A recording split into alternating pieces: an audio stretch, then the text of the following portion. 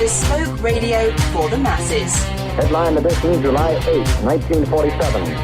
The Army Air Forces has announced that a flying disc has been found and is now in the possession of the Army. If the game is rigged, change the game. Game changer. I occasionally think how quickly our differences worldwide would vanish if we were facing an alien threat from outside this world. This is Fade to Black with your host, Jimmy Church, on the Game Changer Radio Network and KGRA, the Global Radio Alliance.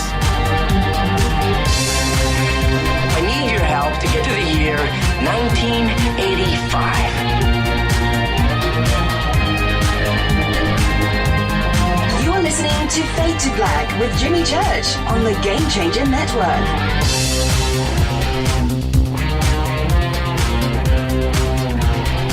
Yeah, man. Fade to Black. Bespoke radio for the masses.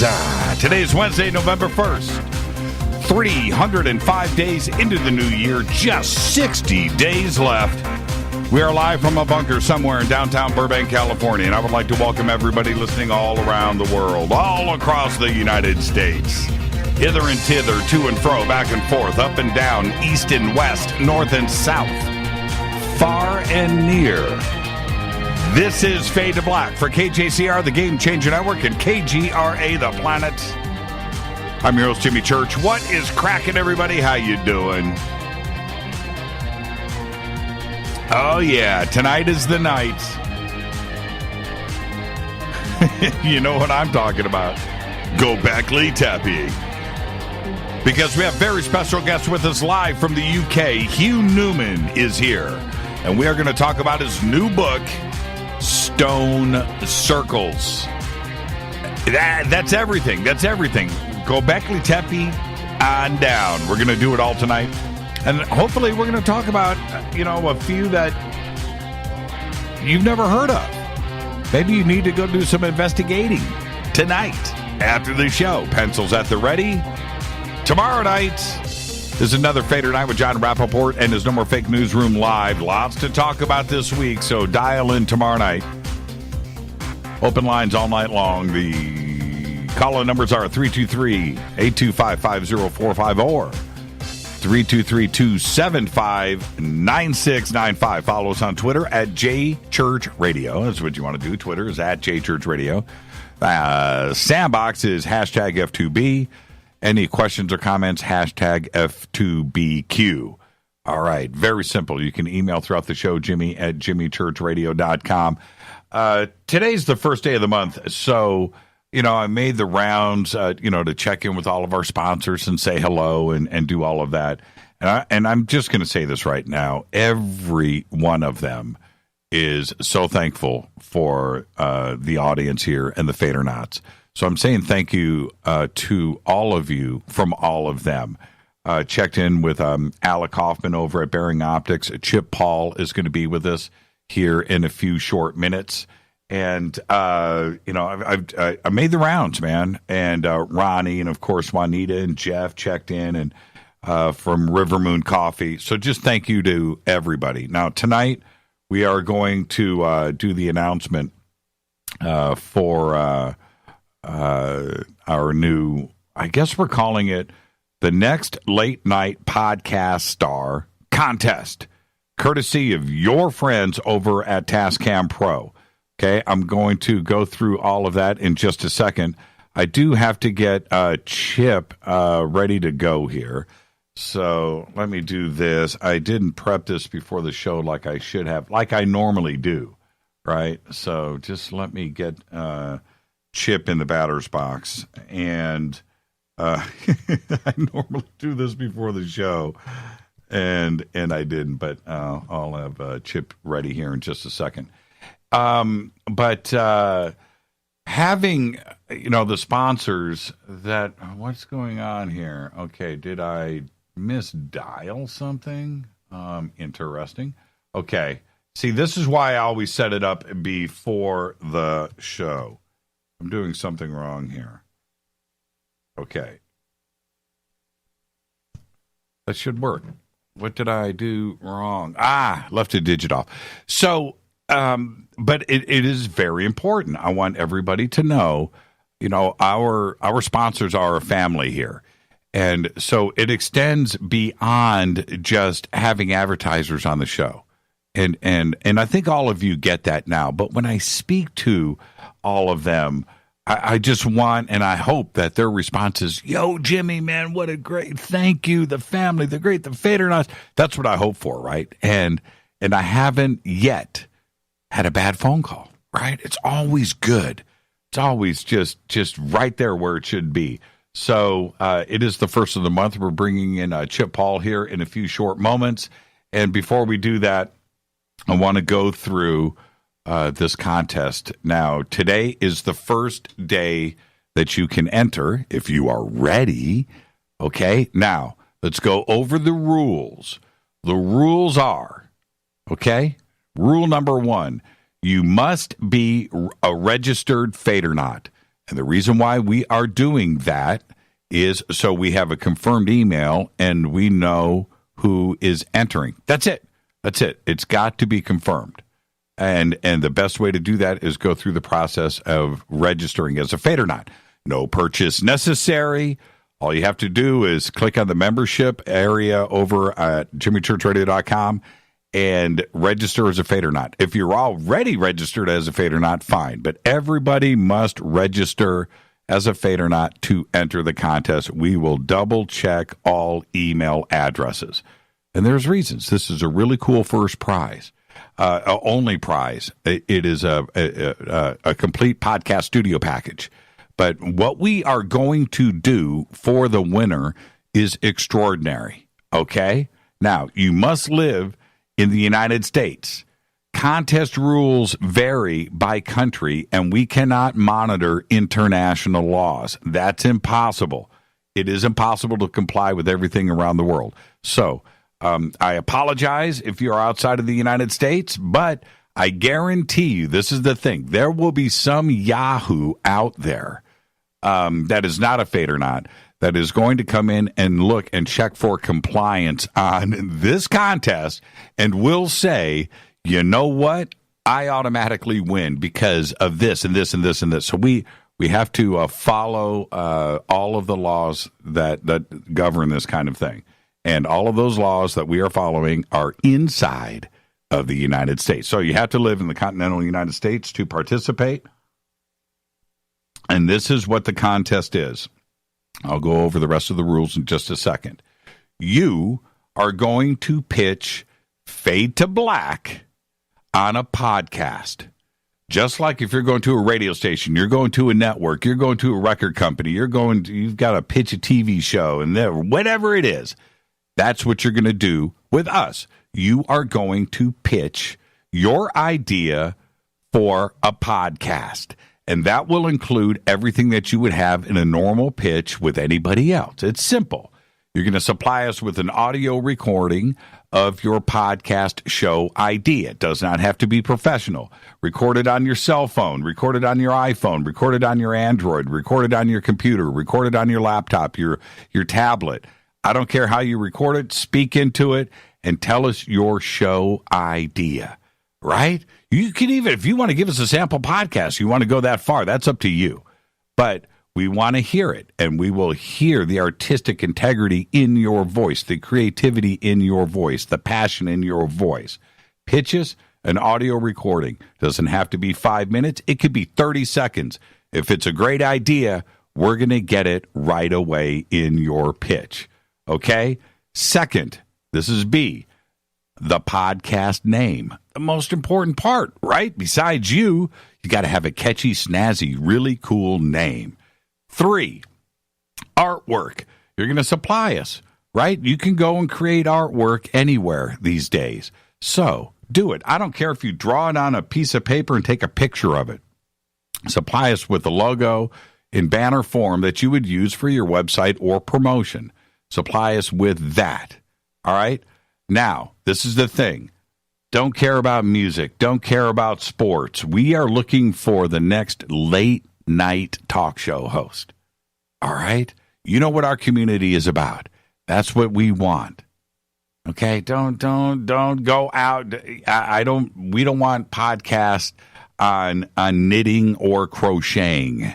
We want the next late night podcast host. Okay? Now, supply us with all of that, and we'll update the rules and stuff over the next couple of days. But everything is up now on our landing page to enter.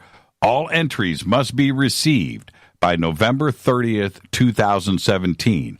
The contest runs from tonight. Any entries submitted before yesterday don't work, okay?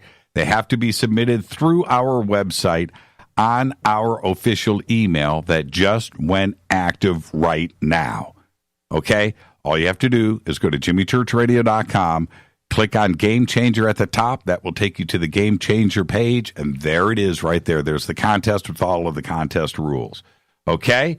Now, so there's that. That's how you enter. The prize is one Tascam Mini Studio Creator US 42. It is a complete podcast studio in a box. 2 microphone input. It's got effects. It's got everything that you need. It's got a mixer built in. It's got the interface. Will interface with all of the audio software out there. Anything that you want to do, it can run standalone and will connect to any network. That part is ready to go. That is the key to all podcast studios. Guaranteed great sound. Okay? So, we're taking the sound out of the mix. Next, you're going to get a pair of Tascam's THMX2 headphones, which I use right here in the studio, right here. You're going to get a pair of those. You are going to get a Tascam TM95GN microphone right there with the stand, cable included, all of your cables, everything that you need. Now, you're going to go and set up your studio. Headphones plug in, microphone plugs in, USB to your computer, and done. You are now a podcast pro. Okay, that is the grand prize.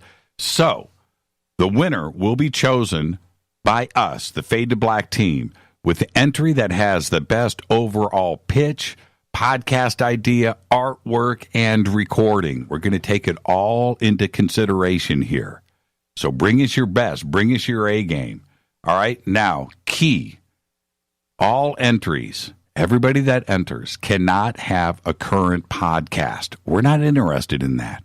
You guys, if you're already doing a podcast, you're out there doing it, you got the gear, you got your thing, you got your show idea, you're out there getting an audience. That's not what we want, okay? We want someone who has the talent and the ambition, but hasn't broadcasted yet because they don't have the equipment or the hardware to produce a professional podcast. They aren't in the right place at the right time.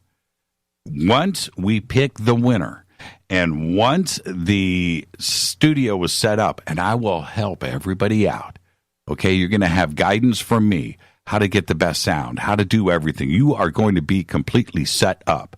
Next, we are going to broadcast the winner's first podcast live here on Fade to Black for the world. So we are going to do everything for you. All you have to do is bring us your talent and your ambition. We're going to give you the gear. We're going to give you the audience. We're going to give you the platform. We're going to do everything for you. And then after that, the rest is up to you. But we are definitely going to find the next late night podcast host. This is our star search.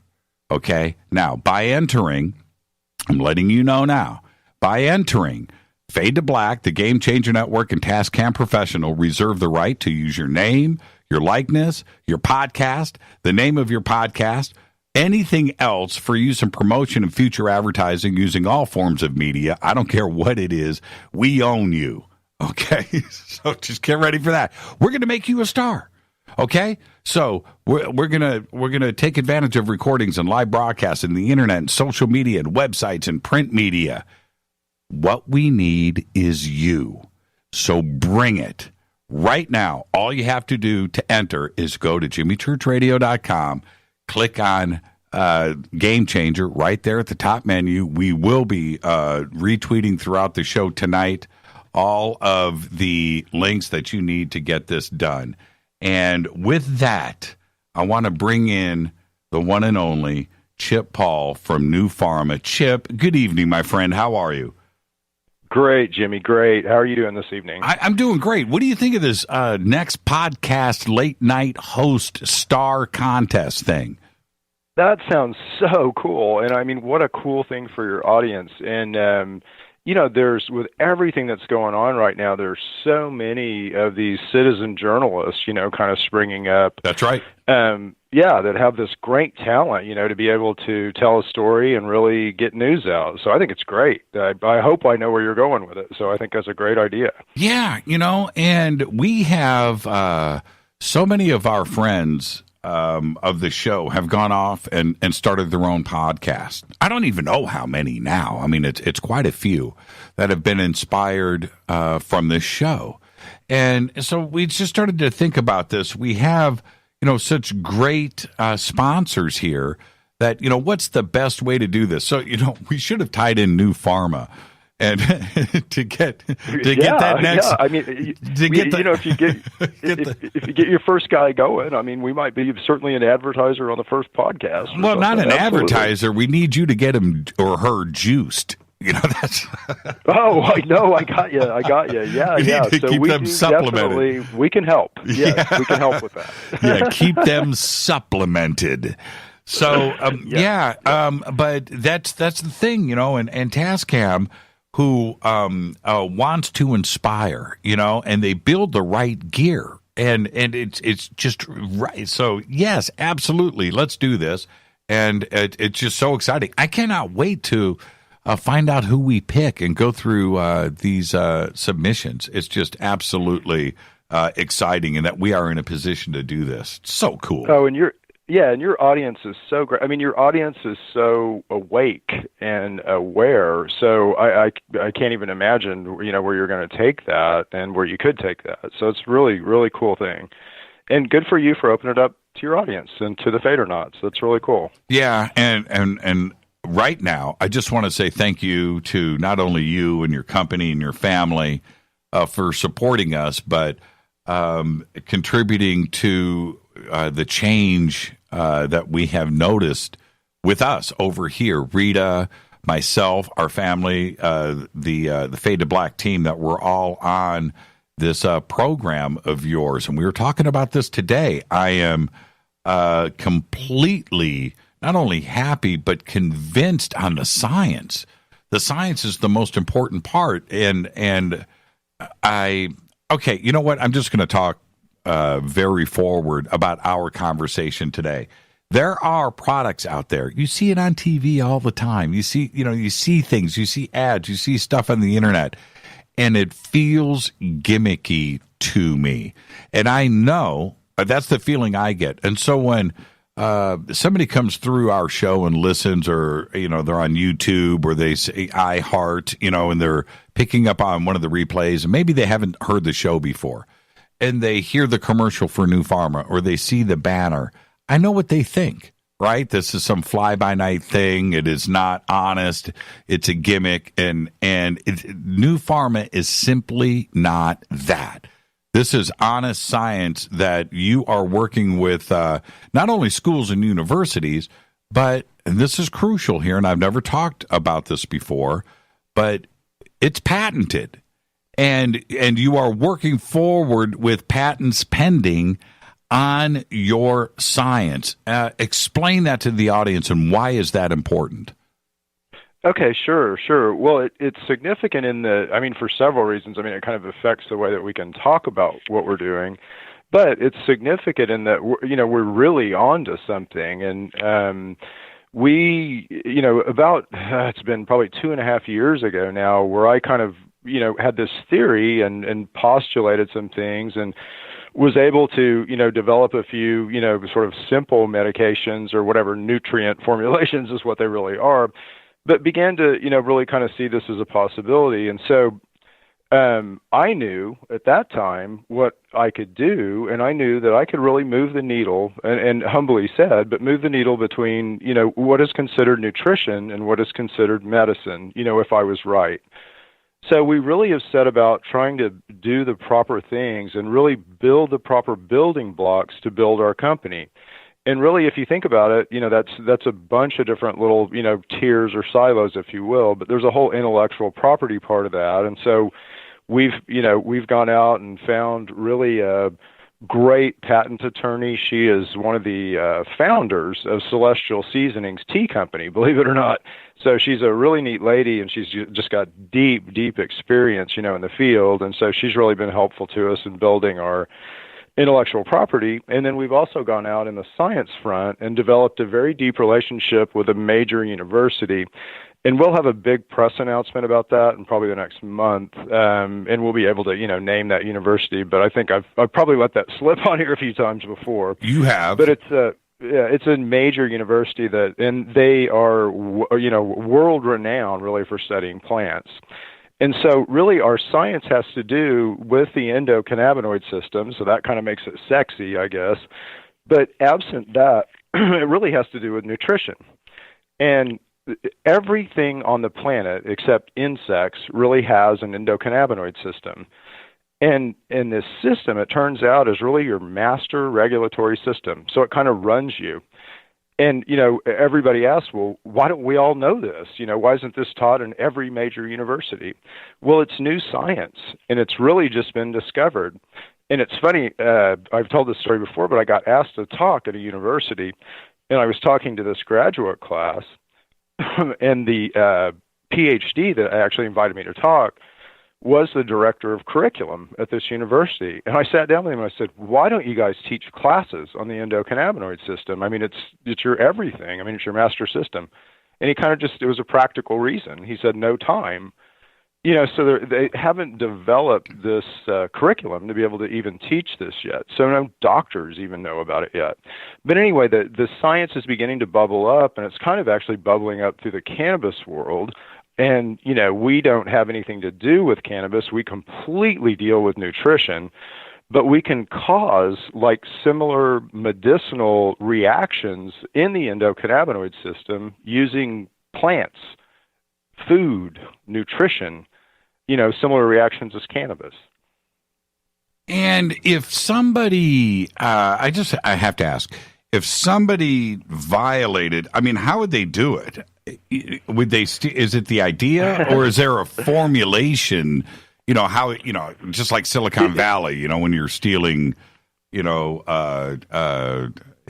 kind of rights. How would somebody do that? No, it's a great question, and it depends on kind of how the patent is written. And when you write a patent, you sort of describe what you're doing or what the ideas that you're postulating, but then you make claims, right? So you say, I think this is happening or that's happening, and I'm claiming sort of that as my intellectual property. So the way that our patent is written really is around kind of, modulating the endocannabinoid system. So being able to up and down regulate, if you will, the system, but using things other than cannabis, so using plant-based flavonoids. So it's the kind of things in plants that give them their properties are what are medicinal. Now, foundation, it's so critical, your formula, and we do the dropper version of it, the tincture you call it. I call it eyedroppers.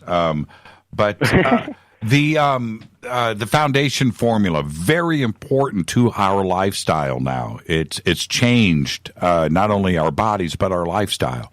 What is going on? What does it do? Before I say et cetera, but that's exactly what I need from you, Chip. What is foundation? So it's just a series of herbs, and by virtue of sort of combining those herbs in an intelligent fashion, we're able to create, again, effects. But the foundation product is designed specifically really to first condition your gut. So it helps really with the digestive, it helps with the probiotic system, and it helps just regulate your gut specifically. But it also contains turmeric. And again, all of these things, when I talk about our products, it sounds like I'm talking about them like they're a medicine. They're not. This is just food. We're doing all this with food. Right. And that's important for regulatory reasons.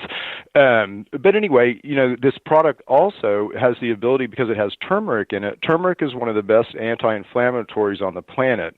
And most diseases are related to inflammation. So by providing turmeric, we can address a lot of like disease states that you would see. So autoimmunes and things like that react very positively to our foundation product. And we're actually gathering a lot of data right now on people who have autoimmunes that respond quite rapidly, to our product. It's just nutrition. Additionally, turmeric has some stuff that goes right to your brain, so it really helps. You've heard of runner's high, so we've all kind of heard of runner's high, and runner's high is caused by an endocannabinoid called PEA, and turmeric has the ability to affect PEA. Turmeric also is something called a reverse agonist, and at a CB1 neuroreceptor. So that's sort of a mouthful there, but it affects your CB1 neuroreceptor as well. So, and we also put some very interesting. There's something in the foundation product called black cumin that's also a very good respiratory product. So it really helps with open up your lungs, so to speak. So why does it seem to fix everything? It's really because we're all so malnourished, and I know that just sounds like such a simple answer, but that's really the truth. You know, if you think about how you work as a series of umbrellas, so let's say that we all know that your central nervous system is kind of one of your top umbrellas, right? But if you kind of drilled under that, you'd look at your pituitary, your kind of hormone axis, and then organs, probably all the way down to the cellular. Well, your top umbrella there is really your endocannabinoid system, and it's a heavily resource-driven system. So we've all kind of been, it's not that we've been not educated about this, but it's just we haven't had it logically pointed out to us, I don't think, in that our bodies are not closed loops. Our bodies need nutrients, and we need things, just critical things like dopamine and serotonin and noradrenaline and all the things that run our mood and, our complete neurology. All those things turn over very rapidly. And so they're built by the things that we eat. And if we don't eat the proper things, then we're not, providing the proper precursors for our body to break down into all these chemical mediators that we need to run us.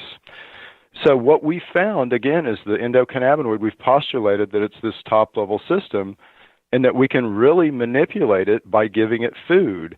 And it's really not any magic. We're just providing the body with the resources that it needs, and the body does the work. I mean, the body's a beautiful thing.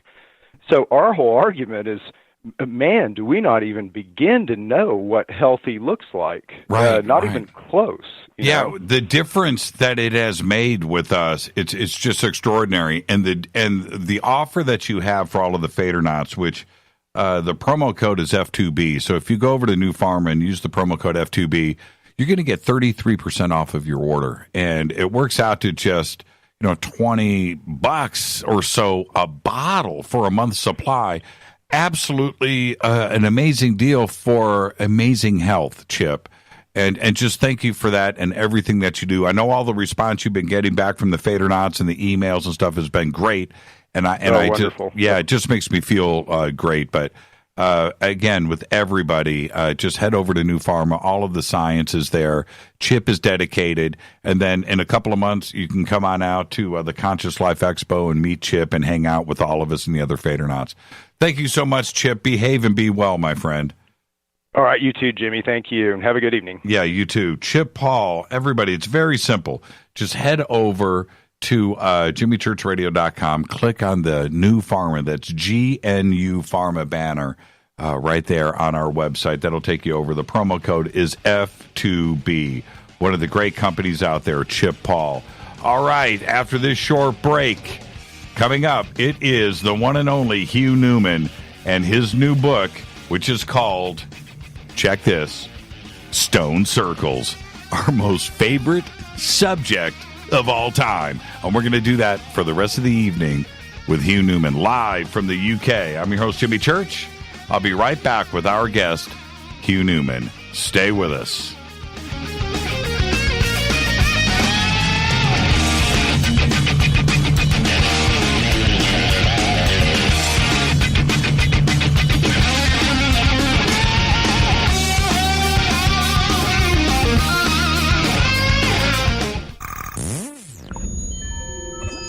listening to Jimmy Church, Fade to Black. Fade to Black will now pause for alien identification. The station that talks the net. KGRA Radio.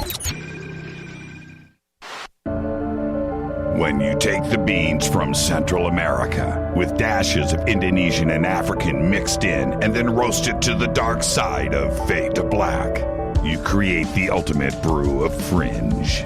Introducing the Fade to Black blend from Rivermoon Coffee. Yes, Rivermoon's darkest customized roast was created for the love of Fade to Black. The alchemy of masterful roasting and smoking the beans is in every sip of this full-bodied, dark Java. I need my coffee dark, deep, with distinct bittersweet chocolate highlights, just like the bunker. Leaning further into the darkness of the roast is Fade to Black blend from Rivermoon Coffee. Just click on the banner at jimmychurchradio.com and use the promo code F2BBLEND for 15% off of your order today. Gobekli Tepe. So are you tired of being tired? Well, then it's time to get the tea. Hey, it's Lisa here to tell you about this all-natural, all-organic tea I've been drinking that has had great results for over 20 years. It's called Life Change Tea, and it's specially formulated to help detoxify and cleanse your kidneys, liver, colon, and blood all at once. The colon is one of the most ignored organs in the human body. The faster that waste is eliminated from the body, the less time that waste sits in our intestines, spreading toxins to our bloodstream. This tea helps cleanse chemicals caused by outside intruders from our entire digestive system. And get this, weight loss can be a side effect. And with continued use of the tea, you can experience clearer, healthier, younger looking skin, increased energy, and a happier outlook on life. So if you're tired of being tired, get the Life Change Tea at getthetea.com. That's getthetea.com. And like me, you'll be glad you did. 9 out of 10 geneticists agree. Fade to Black is not your father's radio show on the Game Changer Radio Network and KGRA, the planet. Win big with KGRA this summer. Tickets and hotel accommodations to the biggest conferences, autographed books and DVDs, chances to win all-inclusive conference cruises, and private dinners with your favorite KGRA hosts. Click the contest tab at kgraradio.com for your chance to win big this summer. Your contact for the best alternative talk radio on the planet. kgraradio.com. Hi, this is Rob Reiner from Anvil, and you're listening to JimmyChurchRadio.com. What's up? I'm Chris. What up? This is Kyle Massey, and you're listening to Jimmy Church Radio.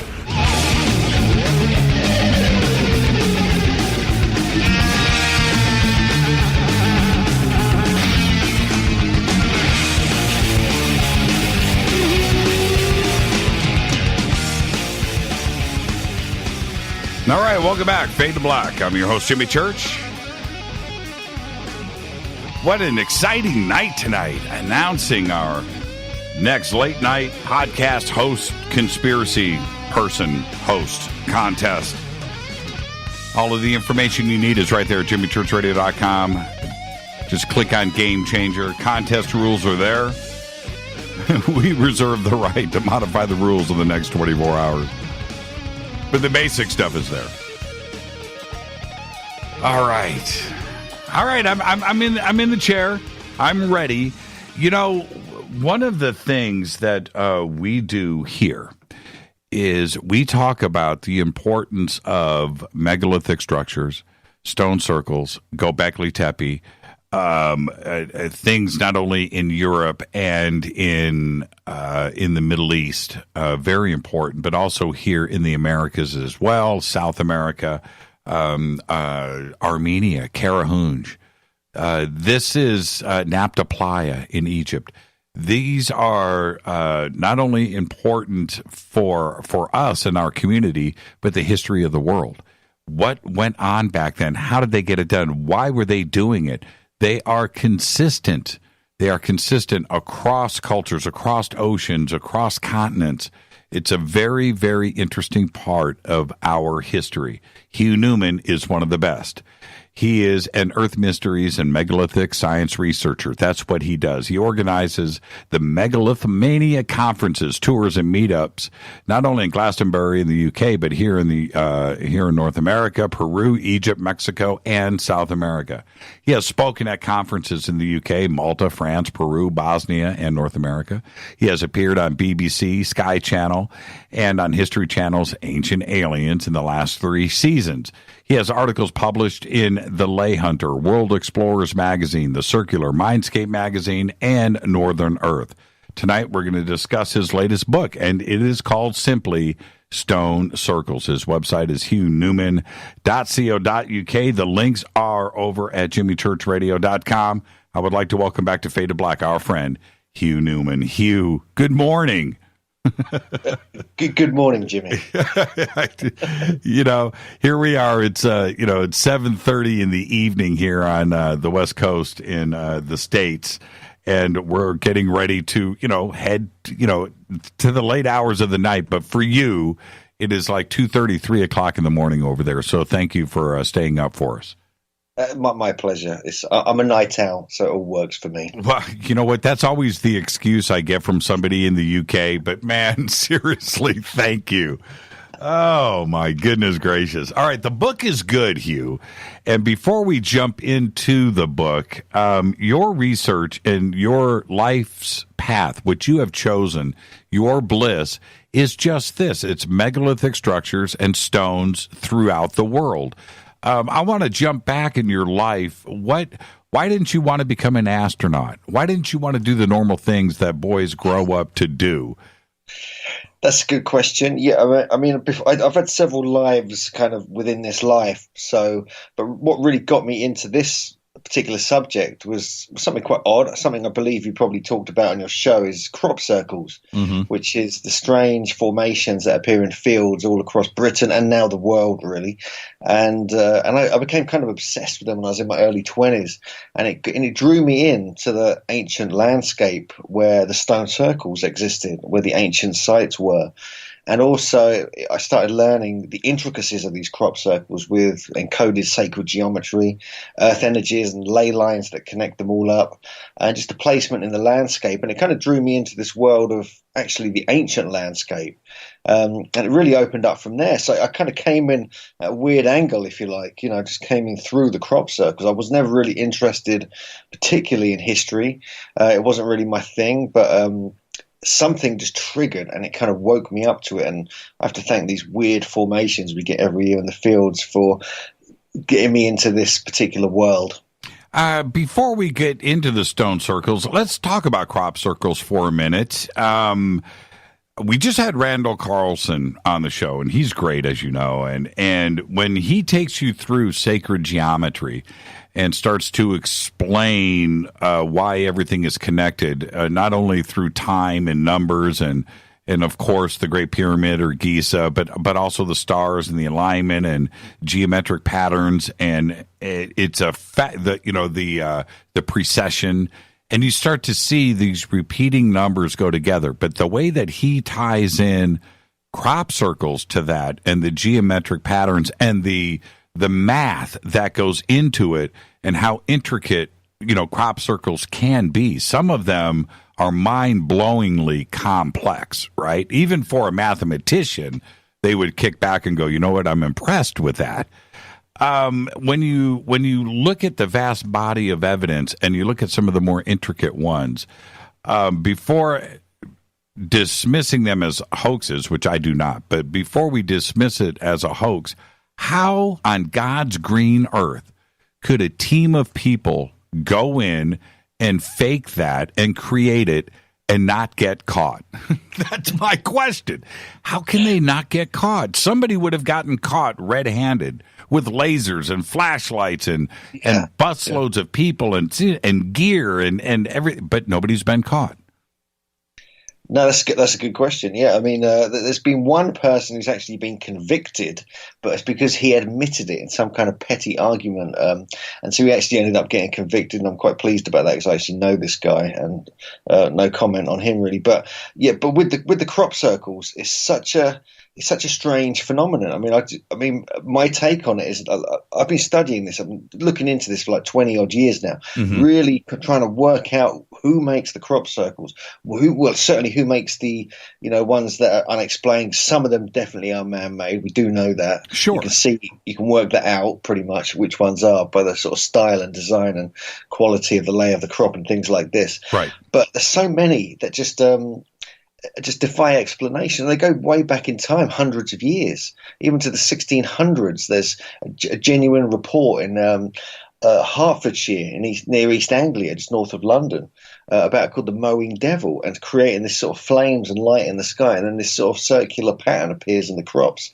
Then you have all the fairy rings and things like this that go back into ancient folklore. So we know it's a genuine phenomenon and it's an unexplained phenomenon, but even today, it's got so mixed up with the problem with people kind of making them and hoaxing them and trying to trick people and make fools out of people and things like this, that it's become a bit of a problem.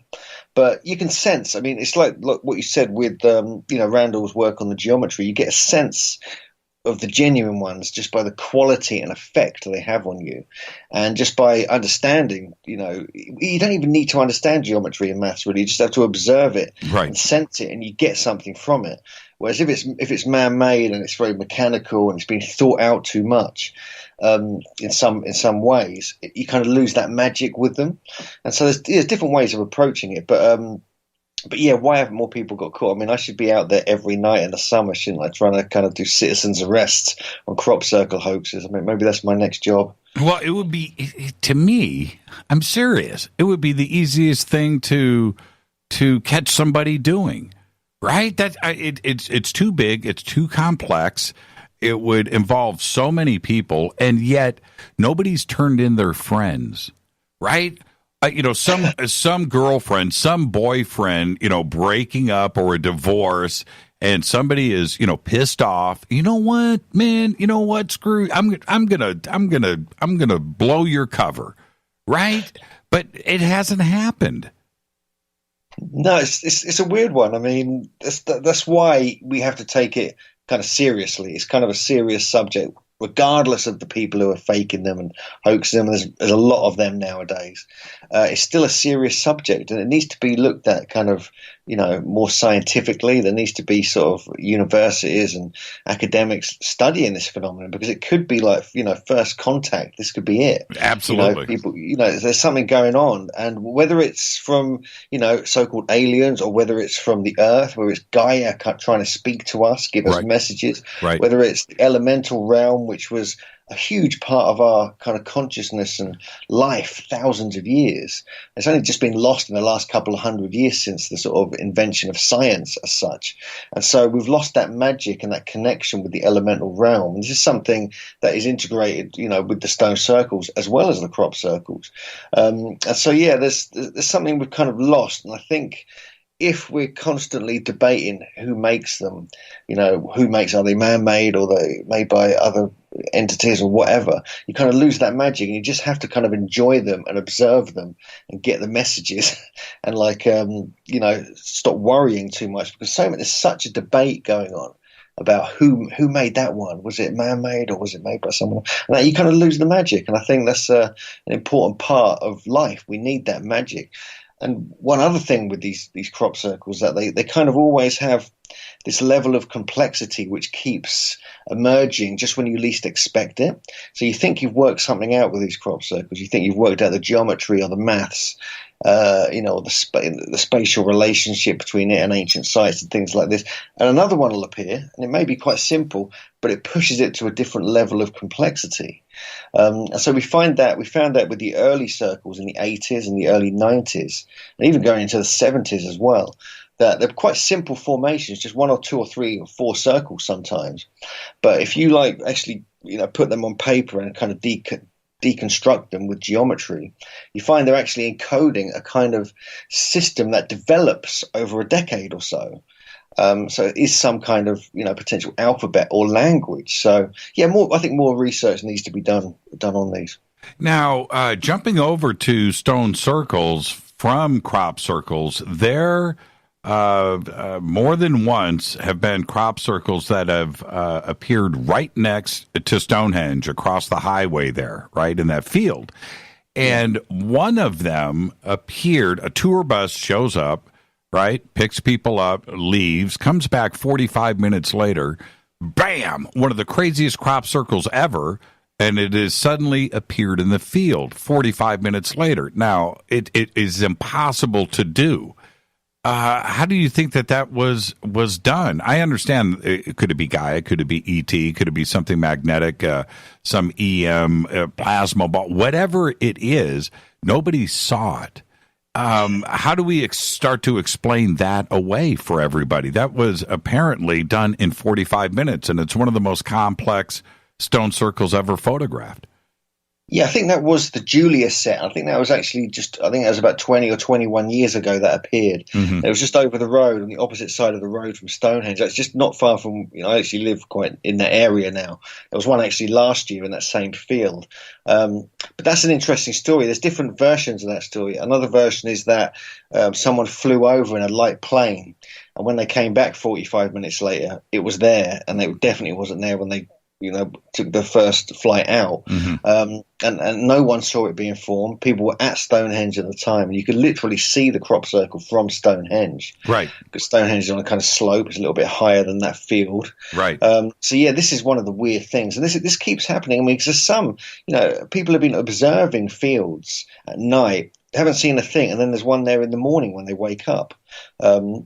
And even some of the crop circle creators, the people who make them, and I've got to give some of them respect because they make some amazing land art. Whatever you want to say about these people who are kind of faking them, actually, it's very complicated, very time-consuming job to actually create these things. So I've got to give them a little bit of credit.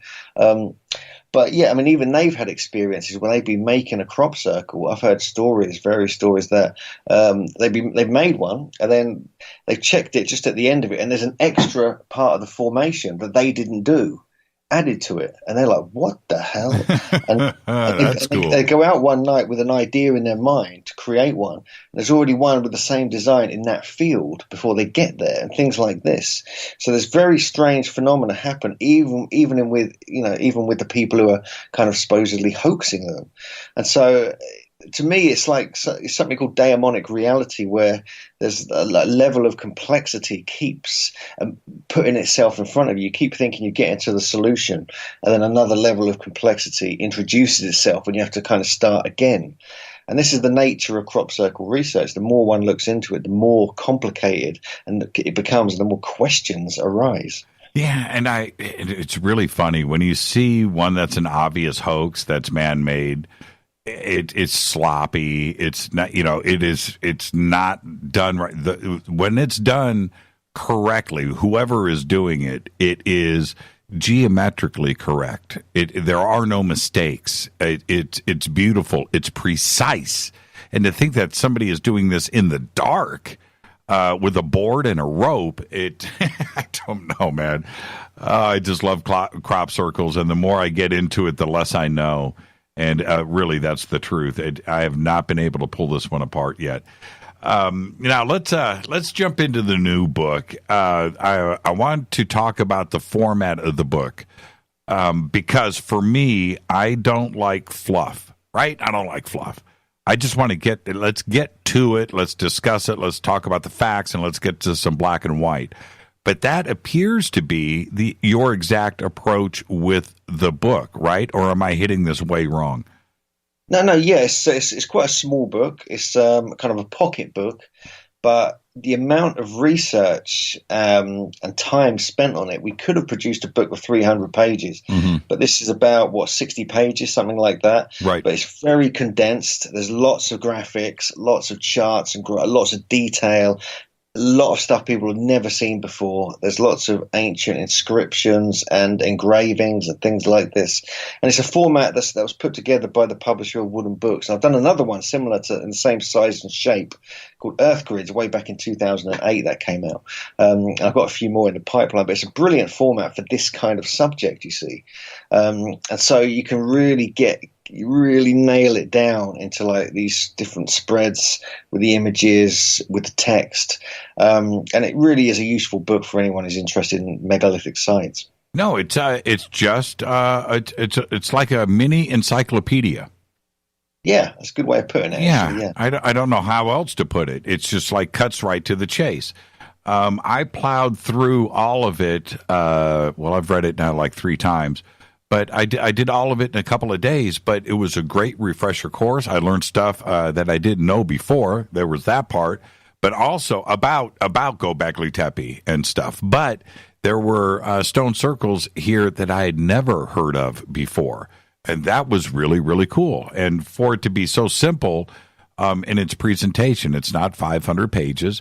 It gets straight to the point with each one of these circles. Have you, I wanted to ask you really quick, have you visited each one of these that are in the book? Oh, God, no, not every one, but a lot of them. I've really pushed myself to visit as many as possible. There's simply, some of them firstly don't exist. Some of them are in private land. Some of them are under the water. But yeah, I've been to as many as possible, including, of course, Gobekli Tepe, your favorite site. And so, yeah, but actually since the book, I've actually been out in England, gone up to Yorkshire and Derbyshire and been visiting a few of the circles in the book just to make sure my facts were correct. Yeah, well, and also I need to warn you ahead of time that every time you and I say Gobekli Tepe on this show, the audience takes a drink. So I'm just warning you in advance. Now you can either be nice or you can have a lot of fun tonight. But okay. That's gone on for years with this show, and for good reason. I have driven home as hard as I can Gobekli Tepe. It is such an important subject, and I need this out there. And for everybody, the millions of people that have listened to this show, they have been exposed to Gobekli Tepe. Potentially, they would have never heard of it, right? And that's how important it is. So the audience has responded with that and have turned that into a drinking game. But it is such an important subject, and so much so that it is the first subject in the book, Gobekli Tepe. So let's start with Gobekli Tepe. What is, for you, what is most striking and what is the most important aspect of Gobekli Tepe? Okay, well, Gobekli Tepe is literally one of the most important sites on the planet as we speak. Since its discovery, it's kind of proven what a lot of alternative thinkers and a lot of alternative historians have said for a long time, that there was a high level of civilization on the planet around 12,000 years ago, or 10,000 BC. And this is proven the case very thoroughly, because when you look at the layout of the site, the sophistication of the stonework, the beautiful often 3D relief carvings, the abstract artistic flair in the design on some of the stones and some of the sculptures, and so on and so forth, it really is, to me, it's like the smoking gun, really. It's like the smoking gun of the ancient world, and it pushes back the dates of potentially many other sites because there's a lot of conservative dating going on, guesses often, and of sites all around the planet which don't seem to add up in people's minds. There's a sense that it's wrong, not enough research has been done on it, not enough money's been put into it to study it properly. I mean, we get that. I mean, one of the fascinating things about Gobekli Tepe is I go to Peru every year with Brian Forrester and special guests on the tours we do out there, and every time I go there, we keep finding more similarities that are almost identical to Gobekli Tepe, to not just the style of stonework, but often the orientation, the working with the stone, the stone technology, everything you can think of. We keep finding bizarre similarities that just shouldn't be there. And so, therefore, are the ancient sites in Peru connected, and are they as old as Gobekli Tepe? And the list goes on all around the world. I think this has sent a shockwave really through academia, through the world in many different ways, and it's just enabled this sense of reality that we weren't just hunter-gatherers back then. We weren't just wild men living in caves, hunting and things like this. There was a whole other level of understanding, of teamwork, of working to create these potential temples, or even some kind of technology they could have been. And then if you look at it, looking into it from a megalithic perspective, you keep finding all these potential influences that may have come from Gobekli Tepe and ended up in Britain and other parts of the world, the other sites, the other stone circle sites around the world. What have you found? We've got about 3 minutes, Hugh. What have you found that is consistent across different sites? It doesn't matter if it's spanning time or distance or culture, but there are consistencies that you can see with the eye nearly immediately. For you, what are you finding consistent? Well, if we're talking about stone circles, I think the orientation and the hidden astronomy is one thing. Mm-hmm. The other aspect, which is compelling and we keep finding everywhere, is in some cases, not all cases, is the sophistication and similarity of the style of stonework, especially if there's 3D relief carvings and things like this. And there's things like cut marks, which are like little scoops in the rock, like just on an ice cream cone thing, an ice cream scoop out of some ice cream. You find those at Gobekli Tepe, and you find them in other stone circles around the world. And I think the other thing really is the hidden aspects of the site, not just the astronomy, but the geometry, the earth energies, the kind of telluric currents that are manipulated with the placement of the site often on negative magnetic anomalies and places where there's like a hot spot of natural earth energies and underground water. So there's various different aspects, most of them hidden from the naked eye, which kind of, I believe, link these sites up. When you look at Gobekli Tepe and you look at the layout, it immediately, for all of us, Stonehenge comes to mind because it's the most recognized stone circle in the world. It's the most photographed, it's the most visited, and I fully understand that. But you look, once you have absorbed Gobekli Tepe, you look at the layout and the plans here, and the similarity between it and Stonehenge is remarkable. But also, we're talking about a difference in time of maybe 5,000 years. And that's where it gets incredible. The similarity is obvious, but we're talking about 5,000 years. No, that's true. I mean, that's one of the anomalies we find with many of these sites around the world. We find these exact similarities, but there's a huge time span of difference. But interestingly, at Stonehenge, what there is there, which has been discovered, is there's these 3 ancient post holes which held these artificial kind of created wooden posts, like totem poles, 3 of them in a line, which date back to 10,000 years. Yeah, hold it right there. We need to take a break. That is one of the most important things to discuss here tonight, and I'm not going to cut you short on it, Hugh, so we need to spend some time on that. We're going to pick up right there when we come back with Hugh Newman and his new book, Stone Circles. I'm your host, Jimmy Church, live from the UK. It's the one and only Hugh Newman. We'll be right back. Stay with us.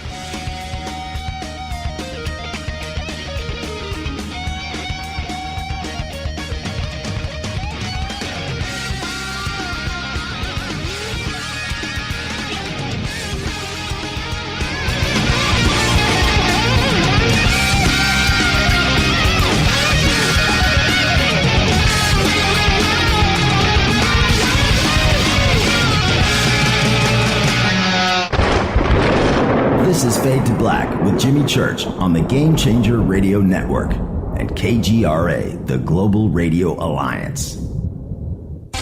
This is KGRA Digital Broadcasting Station, Salt Lake City, Utah, Van Buren, Arkansas. Hello, Fadernauts. This is Jimmy Church, and I'm introducing New Pharma, a company whose products are based on science. Human function based on the endocannabinoid system, or ECS. New Pharma firmly believes in this science, and their research indicates that support of the ECS provides the beneficial effects for a healthy lifestyle. New Pharma's science includes relief capsules for pain relief, Sleep capsules, which are natural support for occasional sleeplessness. Foundation is support for your ECS, and Fit capsules support your active lifestyle. Just click on the banner at jimmychurchradio.com and use the promo code F2B for a 33% discount on all of their products. Or visit newpharma.com for all of the knowledge on the science. That's GNUpharma.com. Gobekli Tepe. Hello, and you're listening to my own man, Jimmy Church, on jimmychurchradio.com. Hi, this is Ray Hobbs here, repping the planet, and you're listening to my good friend, Jimmy Church, Fade to Black, on the Game Changer Network and the KGRA Digital Broadcast Station. This is Toby Kebbell. You're listening to jimmychurchradio.com. Don't hurt me, Jimmy. I'm only little. Hey, I'm Adrian Grenier. And this is Ari Gold. We're the Honey Brothers. Yes. We're of the Honey Brothers. Hey, I'm Adrian Grenier. And I'm Ari Gold. We're the Honey Brothers. And you're listening to Jimmy Church. The Revolution. Ancient Life Oil. Life-changing. The real oil. CBD is truly ancient life oil from the source. This oil has no psychoactive effect and is also legal in all 50 states. When you're healthy, you're happy. The truth about this wonderful plant is that it wants to give back to mankind life, longevity, and happiness. Ancient Life Oil are golden grade, all organic, non-GMO, and infused with high-quality liquid coconut oil. It's simple. Just go to ancientlifeoil.com today. That's ancientlifeoil.com. The best, purest, organic, and non-GMO CBD in the world. Gobekli Tepe. The statements made regarding these products have not been evaluated by the Food and Drug Administration. These products are not intended to diagnose, treat, cure, or prevent any disease. Please consult your healthcare professional about potential interactions or other possible complications before using any product. This is Micah Hanks of the Gralien Report, and you're listening to Jimmy Church on Fade to Black, across the globe on the Game Changer Radio Network and the one and only KGRA Radio, The Planet.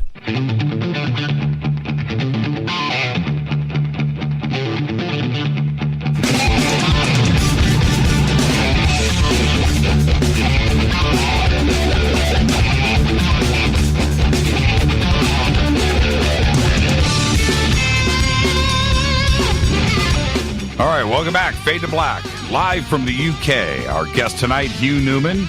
We're discussing his new book, Stone Circles. And right before the break, he started to let us know about some recent developments and discoveries over at Stonehenge. And then I promise everybody we'll get back to Gobekli Tepe, but I suspect the two actually tie together.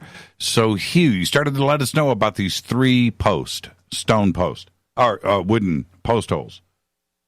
That's correct. These were discovered some time ago, back, about 40, 50 years ago, when they were building the car park for Stonehenge, which is now being removed, and it's all grassland again around Stonehenge. But they found these 3 very thick, like 2 or 3 feet wide post holes. These weren't trees. These were created posts. They were carved wood, and they were placed there, and luckily there were some remnants of them, so they were able to carbon date them accurately, and they got a date of 8000 BC. So they were marking the site of Stonehenge. This is like 40 yards away from the edge of Stonehenge. It's very close. And they're kind of roughly east-west. There could have even been 5 or 7 of these post holes. Now, what these were, we don't know. We don't know if they were extremely tall, and they were like kind of totem poles, or they were something else, or what they were. No one has any idea. So it's a little bit confusing, but they're there, and this is the hard evidence we have that at least the location of Stonehenge was marked out in an extremely ancient time. This would have been just about when Gobekli Tepe was starting to be closed down, was starting to be built over, decommissioned, and then completely covered up. Around the same time, the placement of these post holes was taking place. So is there a connection? Was there a movement? Was there like migrations happening? And were they marking important parts of the planet to go and do their great, I believe what they did was a great survey back around that time. Also nearby, you've got a whole bunch of other sites. One of them is this is the Mesolithic era, really. So this is a Mesolithic site called Blickmead, which is a bit further east. They found all these flints there, and they found that the town of Amesbury and the whole Stonehenge landscape, Salisbury Plain, and so forth, very close to where I live right in the sort of centre of that, is the oldest continued settlement in Britain since at least 10 or 12,000 years ago, up until the time of the Romans, and even slightly beyond that. And so this is very strange. And there's also a site called Durrington Walls and Woodhenge, which is half a mile or a mile or so from the Stonehenge landscape, part of the same complex, really. And it's known that that's where people feasted and potentially lived, and people would come down for the winter solstices and things like this, celebrate at Stonehenge in the surrounding area. And so there's, a deep prehistory here that goes back 10,000 years, which a lot of people don't realize. That's insane to me. It's absolutely insane. And going back, this number, we had Robert Schock, our good friend, for all of us on the show last week or the week before. And this number, this 10,000 BC number, 10,500, 10,000 BC, 10,500 BC, keeps popping up everywhere. It was a number that wasn't discussed 25, 30, 40 years ago with archaeologists, anthropologists. It was because everything started at 3000 BC, right? Nothing was supposed to exist. Now that we have not only Gobekli Tepe, but the redating of the Sphinx, these cosmic events that may have happened around the world, of course, the ending of the last ice age, and you tie in with that Cygnus and Sirius and some of these other alignments. This number, 10,000 BC, is an important one, isn't it? It is everywhere now today. Yes, absolutely. And I think the reason why it wasn't so popular 30 or 40 years ago is because it's the supposed time of Atlantis being destroyed, the dreaded A word, according to academics. And so it was looked upon as a kind of time which you would avoid in academia, because of all the Ignatius Donnelly books and other people who were writing about this, this whole idea of Atlantis. So it became had a stigma attached to it, as well as, other things. But with what they do find, though, they have this picture of reality, picture of history, which is stuck to, and it has been for a very long time. And we have to admit, when these post holes were kind of discovered and the dating was put on them, they were kind of ignored. And now, but you have Gobekli Tepe; it's in the mainstream media. Gobekli Tepe is, I don't want to people get too drunk or anything, but that is the game changer, and that now is people are taking notice of these other sites that have these dates, that have these dates loosely attached to them. Now the research is backing that up, and there's more accurate dating techniques, which are also giving some clues as well. And but I think there's a worldwide sort of revelation has taken place since the site in southeast Turkey, Gobekli Tepe, was uncovered. So yeah, there's a lot to answer for. Gobekli Tepe has got a lot to answer for.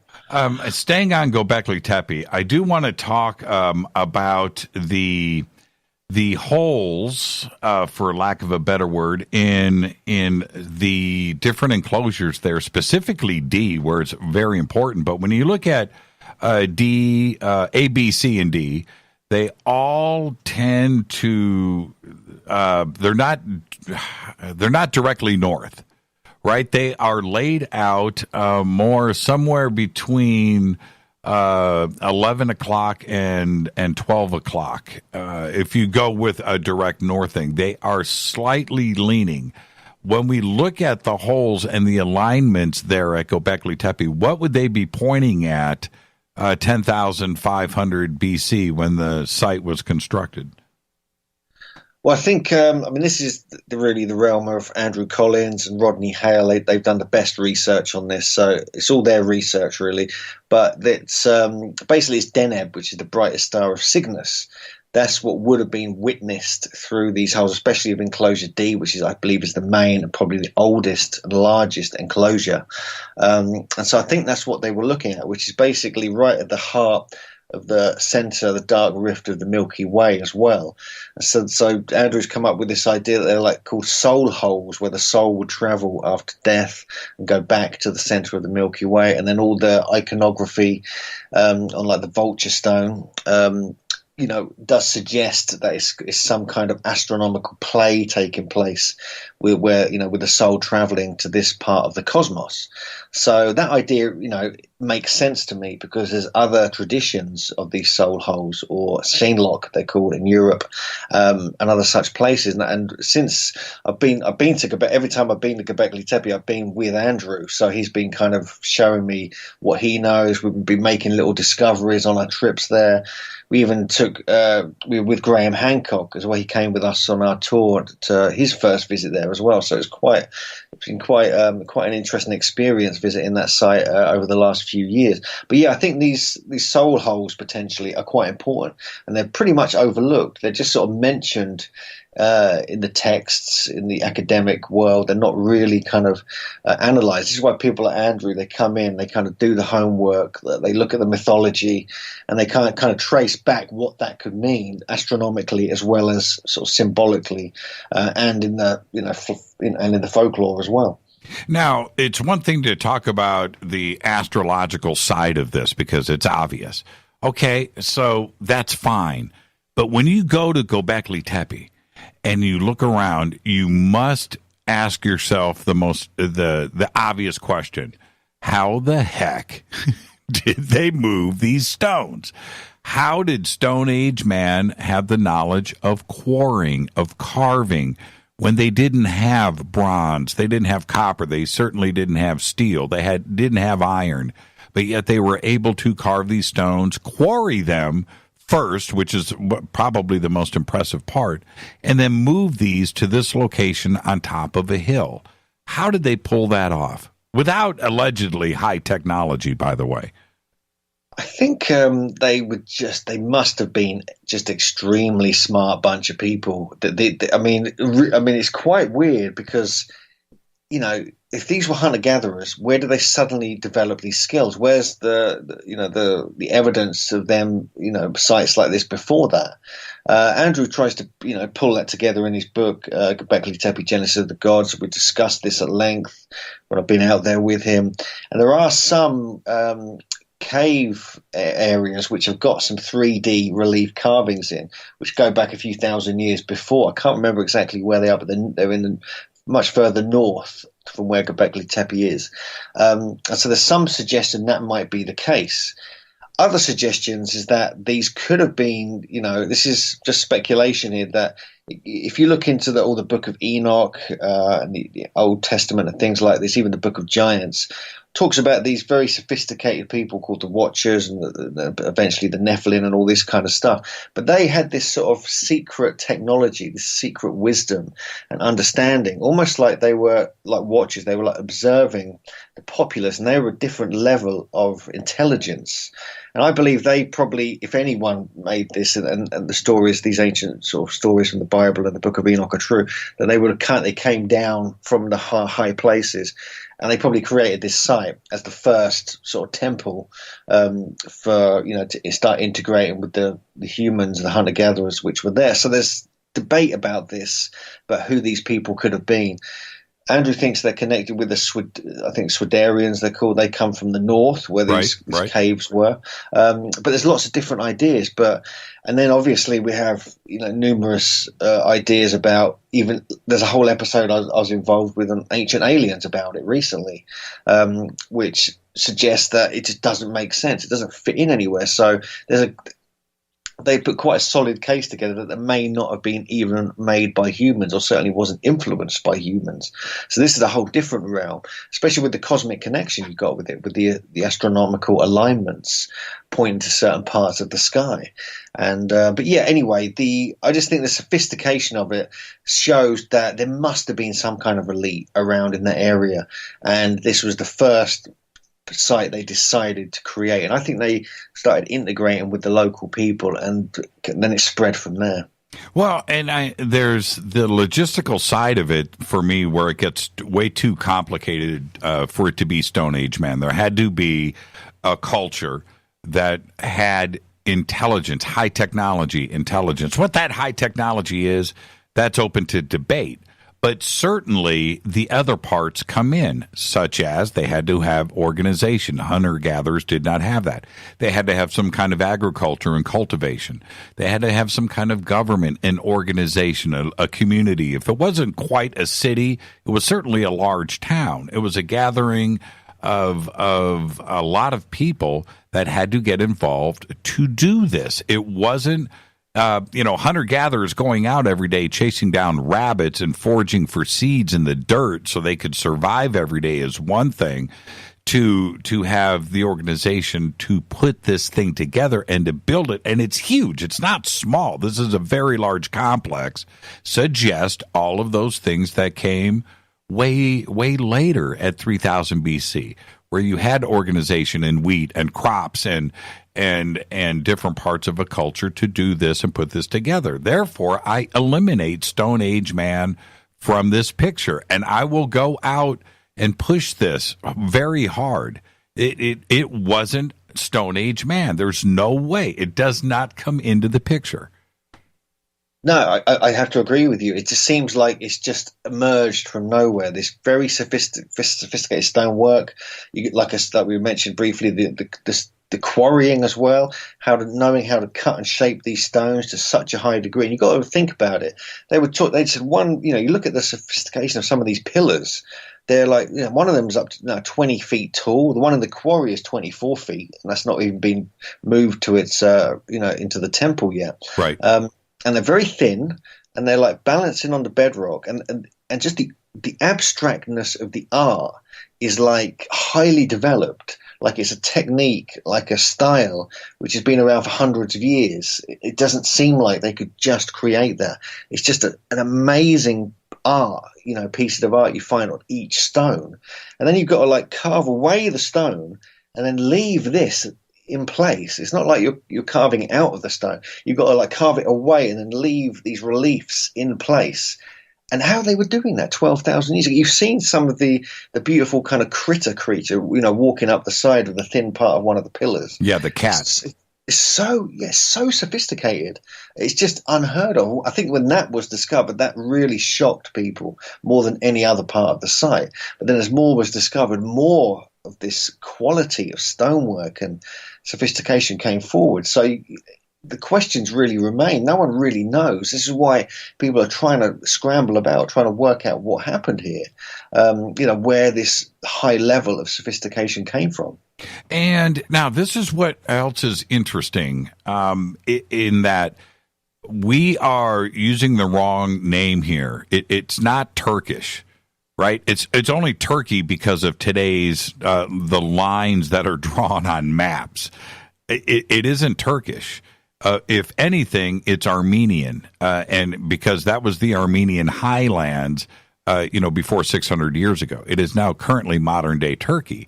But when we go up, we go north, and we jut out east, and we go into Armenia, we find one of the most extraordinary stone circles on the planet that isn't talked about like it should be. It should be just like Gobekli Tepe, and that is Karahunj. An extraordinary site, Karahunj. Yes, this is very strange as well, and it's actually very old as well. It goes back to around 7,000 or 8,000 years ago in some reports. And this is like a huge, it's like a classic stone circle, like rough hewn stones, but it's got holes carved, like almost drilled into some of the rocks, which align to certain stars. So it could, and there's even a Cygnus connection there as well, which I think Andrew writes about in the Cygnus mystery. It also has kind of avenues going off in different directions. There's something like 220 or 223 standing stones, tallest one being about 9 feet tall. But none of them are probably much more than 10 or 11 tons. They're not huge, But, it's still quite a task when you're looking at the dating here, which pushes it back to at least 5,500 to 6,000 BC. So although it's much later than Gobekli Tepe, it just shouldn't be there again. There's no the only precursor really is Gobekli Tepe. Some of the sites in Israel, you've got Atlit Yim, which is an underwater semicircle found off the coast of Israel, which is it's around that kind of time frame. So we're starting to find structures more and more at those dates, but even those dates are extremely early for Britain. There's nothing really in Britain for another 1,000 or 2,000 years, apart from some of the sites in the Sligo area of Ireland. But yes, Carahunge is one of those ones, and there's lots of strange stories about that place. Not only the stones and the placement are extraordinary, but you just mentioned, I think there's 3 parts to Carahunge that make it absolutely extraordinary. And the first is the alignment, these holes that are placed. So you look through one stone, through the hole, line it up with another stone on the other side of the circle, and you're looking at some star, maybe a planet, but something is out there that they were aligning this to. Again, at 6,000 BC, 7,000 BC, being this old, again, extraordinary for Stone Age man. This is right in the middle of the Stone Age. The Bronze Age was 3,000 years away. That's right. Like I said, I think with the carved, potentially these could have been the same principles as the hole stones at Gobekli Tepe, but these are much smaller holes. They're not the huge ones you can almost fit a person through like at Gobekli. But yeah, one of the main ones was aligned to Deneb, again, the brightest star of Cygnus, around. If it was aligned, it would only really work according to this academic, this professor of astronomy, and he worked out 5,500 BC. But the dating of the site is actually, some of it is potentially older than that. So I don't know if really any serious dating's been done on this site, but I think it warrants, again, more investigation. It's kind of in the middle of nowhere. There are other sites in Armenia. We were going to do a tour there. We didn't quite pull it off. Excuse me. That do push some of the dates quite far back. But this whole area is such a fascinating area, and it really deserves more attention and research. Yeah, there's 2 other points that need to be brought up about Carahunge. The second point is there is evidence of metallurgy there. Again, predating the other progression that we made throughout the world, which is suggesting 4,000 BC, 3,000 BC for the development of copper and bronze and moving into the Bronze Age. But there's evidence of this occurring in Armenia 2,000 or 3,000 years before the rest of civilization was breaking into this. Very important part of Carahunge. Well, yeah, it just seems like this part of the world where they were pioneering a lot of things. It just makes a lot of sense to me that this would happen in this area. They were kind of one step ahead, and they could. Again, what keeps popping into my mind is this idea of the so-called Watchers and the kind of people talked about in the Bible, these kind of high-level people who were masters of all these different arts, sciences, even metallurgy and things like this. And this was all in this kind of area. And so you've got the stories, you've got the traditions, and you've got the folklore that suggests there was this sophisticated elite who were in this area, who were, kind of keeping their distance from the general populace. And again, it could be related to the same people who were involved in Gobekli Tepe. So who knows? And then there's part 3 for me when it comes to Carahunge. There are some carvings at the site that look very alien-ish. Looks like the grays. It's the classic gray, but yet it's carved into these walls where these rocks dating again 5,000 BC, maybe 6,000 BC. And it begs to, what were they seeing? What was the importance of this site? And you combine all 3 together, and you've got Carahunge, one of the most amazing sites in the world. Yeah, I did see those carvings, actually. They're very bizarre. I don't like them, in fact. Why is that? I don't know. They're trippy. Yeah, they are trippy. They are trippy, and there's other stuff in Armenia a bit like that. There are some kind of rock art sites, the petroglyph sites that do have similar kind of looks to them. But yeah, I'm not too sure. But I know Ancient Aliens did a thing about that, and I mean, just who knows, really? I mean, it's so far back in time.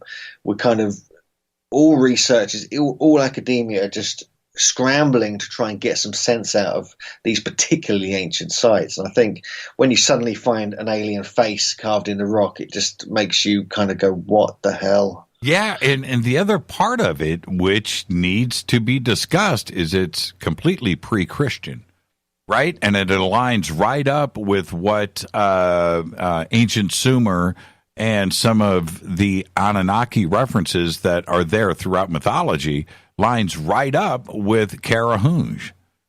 Yeah, no, I agree. I mean, I think, there are mentions of stone circles in the Old Testament. You do actually find that in some places. I think they're called Gilgals or something like this. That's right. Where they talk about it, if you know where to look, people didn't really know what that word meant, especially. But then when you look into it, you realize they are mentioned as circular arrangements of stones. So this is quite bizarre, and and you get them again like Atlagium, which is off the coast of Israel, which is found submerged. So yeah, it does seem to match up. I mean, I think that's one of the things that you've got to look into the old traditions, whether it's in the Bible, whether it's in the Old Testament, the Book of Enoch, whether in different countries, whether it's in the traditions and the folklore in North America, the Native American tradition. It has to be looked into. I think that's one of the key aspects of getting a sense and understanding of what these sites, what these stone circles are all about. And you just brought up Atlagium which is submerged off the coast of Israel. But its depth and where it is, again, would suggest, they're dating that site, 6,000, 7,000 BC. I disagree with that. We are talking about a time for it to be built when the water levels were different. And if that is the case, once again, that site pushes back to around 10,500 BC. It certainly could well do. I mean, I think the dating is kind of conservative, to be honest with you. One of the interesting things, or two interesting things about that is that, firstly, there's cut marks on these stones. There's cut marks, and these are the weirdest things you keep finding. The stone circles all across Britain, Scotland, everywhere across Europe. You get them at Gobekli Tepe on top of the pillars of all places. That's right. And in the bedrock as well, and some of the bedrock in one of the enclosure A, I think, and then you get them at Atlagium, and then you get them all the stone circles. So what are they? I mean, this is one of the mysteries of the stone circles. And also at Atlagium, you've got even though it's under the sea kind of thing now, there's actually, it was built upon or right next to an ancient spring. So they had freshwater springs. So they were building it and marking the site of where natural water would easily come to the surface. So I think that was part of the placement of a lot of megalithic sites, was marking where you get fresh water or where the energy is high with the earth energies and things like this. Including Stonehenge. Let's take a break right here. Our guest tonight, live from the UK, the one and only Hugh Newman. We're discussing his new book, Stone Circles. I'm your host, Jimmy Church. This is Fade to Black. More with Hugh right after this short break. Stay with us.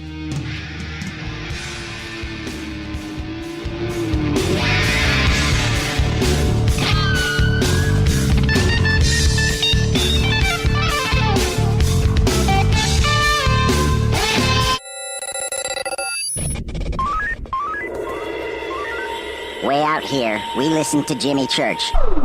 You're listening to Fade to Black. Always on the edge of the hottest alternative talk. Jimmy Church with Fade to Black. KGRARadio.com.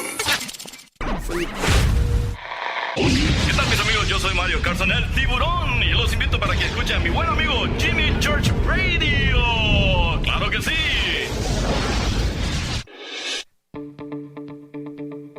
Hurricanes, earthquakes, wildfires. This year we've experienced more than our fair share. This is Jimmy Church of Fade to Black, and last month I decided to make sure my family does not have to worry about food should we get caught in a real emergency situation. Introducing Numana, a healthy, storable product that tastes so good that you'll want to eat it every day instead of just during those times of duress. All Numana products have a 25-year shelf life, are MSG and GMO-free, no preservatives, and are made in America. With the Numana pack in your home, you'll be able to sleep at night knowing that you've protected your family.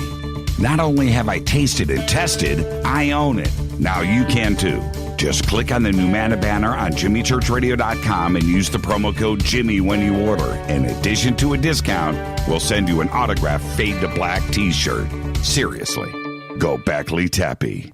Do you worry a lot? Whether you're a college student, busy professional, parent, or grandparent, ongoing stress and elevated levels of the stress hormone cortisol can rob your memory, your health, and your future. Now you can combat the effects of stress and anxiety while improving your memory and recall at the same time with the dietary supplement Calm and Clever. Studies show that the ingredients in Calm and Clever reduce cortisol by as much as 30% in 1 to 2 weeks. Call 1-800-758-8746 or calmandclever.com.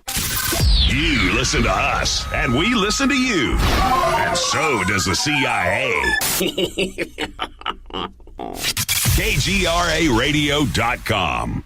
Hi, folks. CBD is the home run hitter for health right now. Why, you ask? Because of what it does for the body. Unfortunately, I can't tell you all about the benefit. You know, there's reasons. Do your due diligence and log on to ancientlifeoil.com. That's ancientlifeoil.com. Ancient Life Oil uses organic ingredients and is blended in coconut oil for some of the best benefits. Legal in 50 states and non-psychoactive. Log on to ancientlifeoil.com. That's ancientlifeoil.com. You are listening to Fade to Black with Jimmy Church on the Game Changer Network. Oi, oi, I'm Reese Evans. You're listening to Jimmy Church. This is Revolution. The revolution will not be televised. The revolution is on radio. Ciao.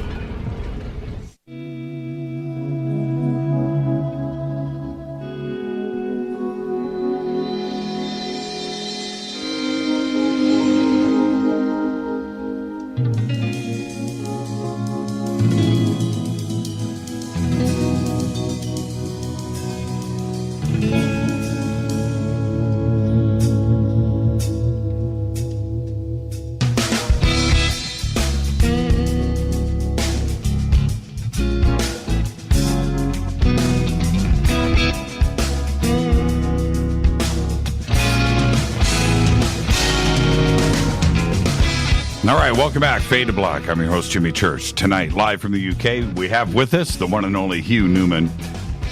We're discussing his new book. It's called Stone Circles. I have it. You should get it. It's an excellent reference guide and material. Everything is there. And Hugh, one of the things that I really enjoyed about the book, I like discovering new things. And I want to jump over. First, I want your brief answer. What the heck was going on in the UK with this explosion? Also, France. There are stone circles everywhere. I imagine if you buy a house out in the country somewhere in the UK, you might find something on your property. They certainly are everywhere across the UK. They are literally everywhere. There's over 1,000 recorded stone circles in the British Isles. More in France. It spreads into Europe, and then it sort of trickles around the world. But yeah, just why Britain is so obsessed with building circles of large stones is really beyond me, but they are everywhere. Some are extremely small. Some are literally 10 feet across with stones that are 2 feet high, and they can get lost in the mud, in the grass over time, but often they get discovered again, and re-put together. Then you have ridiculously large ones like Avebury, which are so large that you can fit a small village inside it, which includes a pub, a post office. There is a small village. When you look at Avebury from the air, right, and you look at it, you got your road, you got your pub, you got a couple houses in the middle of the circle. It's incredible. Yeah, I mean, main thing is there's a really good pub there, and in the pub there's actually a kind of holy well, like an ancient spring, which was part of the kind of part of the circle itself. Andrew Collins actually lived in Avebury for a few years. Yes, he did. He showed us the house. Yeah, he showed us the house that he lived in right there. Oh, there you go. And so that, I mean, it's just outrageous. I mean, you're going to notice something like that. But interestingly, you talk about, people find them in their gardens. They should find things still. A lot of people in the 1600s, when they were starting to destroy these stone circles, because there's some Christian kind of thing going on, they actually believed before that they were natural formations, and they were just built by the devil and things like this, or they were built by giants and things like this. So there's this, it's quite a strange mindset when you kind of start going back through the centuries. But yeah, I believe, I mean, just where, where I live, where people live near me, you're bound to find, if you dig deep enough, you're going to find things. I mean, I've got a bunch of 7 ancient mounds, part of the Stonehenge landscape, literally next to my garden, going back from my garden. So I'm probably on a burial ground. My house is, for God's sake. So who knows what's going on? And so, yeah, I mean, I think that's one of the key things. It's like people need to be aware, of where they are in their landscape. Look at the old OS maps, the Ordnance Survey maps. Look at any archaeology that's been found in the area, because you're bound to find things. One of these sites that actually predates Avebury and Stonehenge is West Kennet Long Barrow. Humongous. Yeah, that's an impressive site. That's up on the hill, just south of Avebury, and that's older than Avebury. It was built first. It's like a prehistoric long barrow. It's at least 3,600 BC, so it's 1,000 years really before Stonehenge really got started. And if people aren't aware, it's like a chamber, like a megalithic chamber covered in earth. It's quite long. It's like 80 meters long. A huge facade at the front made of 50 to 90 ton blocks, and then you can actually walk inside it, and it's got these side chambers made up of these megalithic kind of walls, and that is an impressive sight. And that was actually kind of a bit like Gobekli Tepe. It was like it was decommissioned, and it was kind of covered back up. And when the kind of so-called Beaker people came in, who were kind of the Bronze Age people around 2,400 or so BC, they kind of covered it up and did some late interments and then closed it down. And then they started building their round barrows, or their tumuli, or individually tumulus. And this is what we find all over the landscape around Avebury and around Stonehenge, often with slightly megalithic kind of graves or interiors in some cases. But their burials were quite different to the earlier prehistoric people, who were a different type of person, really. They were much more slight. I believe they were much more gentle kind of people. The Beaker people who potentially came up through Europe were much more robust and strong, often referred to even as giants in some cases. I'm looking at the map of the UK with all of the locations on it, and it's stunning. It just goes beyond what your imagination where it can go with how many sites are there in Great Britain. It's off the hook. Yeah, it's too many, aren't there, really? For the size of this tiny little country, which is like a suburb of Europe, it's ridiculous. Why? I just don't know why. Why is this particular, the British Isles, why were they so obsessed with stone circle building? And then you move anywhere around the world, you don't get anywhere near the amount. So that kind of baffles me, trying to work that out. I believe, when you start looking into the potential purposes of the stone circles, you kind of, to me, I feel like they were local. They had to be localized, and they had to be national monuments, all as these circular formations, partly for ceremonies and meetings and things like this, and getting together for large rituals and Beltane and the summer solstice and things like this, but actually for other reasons as well, which was to do with local calendars. And having a local calendar you could go and reset your clock to make sure your crops were going to be planted and cut at the right time to avoid frost and get the good weather and the moon cycles and all this kind of stuff. So I think there's partly a reason why there's so many is because it kind of just went ballistic and everyone realized, I should build my own one. I need to know what's going on with my calendar. We need to have a meeting place. We need to harness the earth energies for fertility and, work with, a lot of them have geometries in them as well. So they were like a school, like a university thing. And there's good evidence that this all really kicked off up in Orkney, where some of the most impressive stone circles, that's a very northern tip of Scotland, the islands of the northeast coast, which I went to with JJ Ainsworth this summer, and we did some exploration up there. But that place is outrageous. I mean, it's like stark kind of lowland. There's water everywhere, and these stones, in a weird way, they're like Gobekli Tepe because they're like blades. They're really thin, but they've got this razor blade kind of top on them. They're really bizarre, but yeah, they're everywhere on the islands north of Scotland. You got really obscure islands in the middle of nowhere.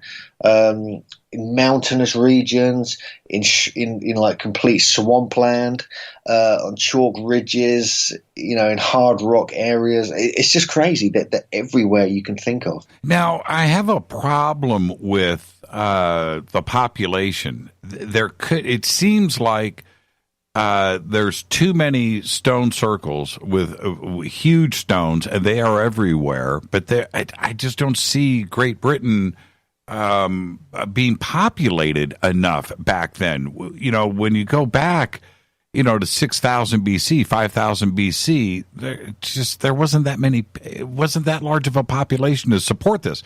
In other words, and this needs to be addressed in a very forward sense. You need to go and survive the night. That's your main goal. You need to wake up in the morning and feed your family, somehow get through the night. That's your goal every single day of the year. You can't be preoccupied with building stone circles unless you have the population to support it. And I don't think that they go together. I don't know how that they got constructed. When you look at like Overton Hill, right, near Avebury, that's ginormous. Now, how do you convince the population that it is a good idea to take the time out of feeding your family to building these stone circles? That's the part that I have a problem with, unless it was extremely easy for them to do. Yeah, that's a good point you're making, actually. That's one of the mysteries of all these sites in Britain. I mean, it is quite a little bit baffling as to why you would do so many and put so much effort into it, especially the earth ditches and the henges you're building around them, which take thousands and thousands of man hours to construct. And I think, as far as I'm aware, I think you mentioned it's like survival. There's an element of survival involved here. And I think if you're building these sites, you're building them for a purpose, which is going to enhance your quality of life and enable survival of you and your family and your tribe.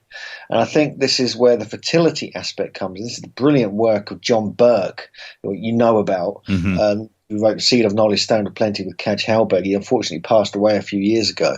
But he actually got into all this megalithic research through crop circles as well, in a completely different way to me, but through crop circles, because he was studying the natural energies that were observed at these crop circles and noticed similar principles at the stone circles and other sites around the world. And so if that's the case, if they're building these sites to manipulate and harness natural electric and magnetic and telluric currents to then you place your seeds and grains there, and it stimulates them in such a way, electromagnetically charges them, then you go and plant them and you get a higher yield and a larger crop and a better quality crop, which is frost resistant. That's a survival technique. And the same energy, this is like kind of somehow this knowledge was passed down, I believe, from the Orkney area, all went through Britain, and the kind of knowledge spread. And these stone circles, this elite were working their way south, and they were teaching the locals about this new technology they discovered by messing about and experimenting, potentially up in Orkney and other places up in northern Scotland. And so I think that could have been the reason why they were so popular, because there was like a sort of civilizing effort taking place to stop people, stressing out and wondering where they're going to get food from. You can actually make sure your food grows by charging your seeds up in your own local stone circle. And so there could be something to do with that. And then you look at the the placement of these sites, you realize that the so-called astronomer, priests, whatever you want to call them, who were, making this happen and working with local people as well, probably, they were surveying as they were doing it. They were laying out these stone cones at specific points across the landscape to create this map of Britain, and also a kind of routeway, trackways between different parts of the country. Stone circles would be the waypoints between them. So there's a lot of different angles relating to how and why these stone circles were used, partly for survival purposes. Now, let's talk about construction. We can go with something as basic as Stonehenge because we're all so familiar with it. But what are your theories behind this? I was looking, and the reason why I bring this up, whether it's Merlin, I swear I have no idea. Merlin is just as safe as an answer to me as anything. But there's an illustration that you have here that Richard Atkinson did in 1959, and I look at this and it is so ridiculous to me. Utterly, if you are telling me that 7,000 years ago that they were able to think through this in an engineering aspect that is modern day engineering, it doesn't add up. The defense's case doesn't hold water here. This is not how they did it. But for you, how do you think that they were constructing these and moving the stones and raising them up and putting them in place? Cool. Well, that's the $1 million question, isn't it? That's the big one. Okay. I mean, well, basically, Richard Atkinson and different, sort of standard perspectives on, what you see up on the signs at Stonehenge and things like this, claim they were using like ropes and pulleys, hundreds of people dragging them across the land, and they were using this sort of seesaw effect as you push more logs underneath one side, then you sort of pull it over, and then more logs go under the other side until you get to a height, then you can lean it over and it'll land in the hole in the ground that you've already dug and things like this. Logically, it's possible that some of it could have been done like that, but there's other clues which suggest otherwise, because for instance, that's great if you're moving a stone a few miles or something like that, but when you're looking at some of the stones from Stonehenge actually came from 130 miles away in mountainous Wales, like a different part of the country, right? Across water, across swampland, through rivers, across going up hills and mountains to get into position. You have to really question, what the hell? Why, number one, why did they bring these specific type of bluestone, this spotted dolerite from Wales, from the Pembrokeshire, Preseli Mountains, and why were they choosing such large stones as well? Because the ones at Stonehenge you see, firstly, Stonehenge is unique because you not only got how they quarried them and pulled them into place, but they're actually cut and shaped quite accurately. And on the top of the uprights, where the lintels go on top, the horizontal stones, there's actually mortise and tenon joints, like where they've cut out a scoop and then left a sort of a protrusion on the stone, so they fit together. So they're being held together. It's a similar technique we find in places like Tiwanaku and even in ancient Egypt. Also, the top of Gobekli Tepe and the T-pillars. Yeah, you get some examples in places like that as well. So there's a lot going on. There's a lot more to it than people realize, and so But then they start looking into the legends, and there's two things which really grab my attention. You got the stories of Merlin. Now people might laugh a little bit, but there's actually some very interesting stuff about him as a person and kind of almost like a godlike figure of ancient Britain, and also the giants, because in the same traditions that go back, that were written down in the 1100s by Geoffrey of Monmouth, were actually much earlier traditions. And then, we're asking how these stones were moved into place. The earliest depiction of Stonehenge from the 1100s shows Merlin and this king getting this giant lifting a lintel into place. That's the earliest known picture of Stonehenge ever created. So that says a lot. And the earliest name for Stonehenge is actually the Giant's Dance. It's not Stonehenge. Stonehenge is a later Saxon name that means hanging stones, because that's what they thought it looked like. But no, the earliest name is the Giant's Dance. So you've got to look at these strange connections, especially when bones and skeletons of very tall nature have been found in the area. So this is another thing, and there's so many traditions all across Britain of giants. So this would explain partly how they can move some of these stones. And you have the magical stories, which go beyond Merlin. They go back thousands of years, some of them, of how these stones were levitated into place, and how they use what Merlin in the books were called gears, how he moved the stones from Killaroos in Ireland over to the Stonehenge landscape.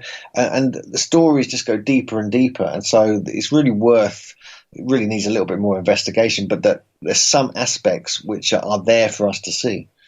Now, let's talk about the lentils for a second. Moving the stones, quarrying the stones, 100 miles through Wales, from Wales to the plains there.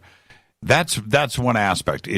We can't explain that, and for good reason. But raising those lentils up and getting those up on top of these precisely, and the fit and the circle, and to have those, each one of the edges of the lentils is at an angle. They're cut at an angle to make the circle on top.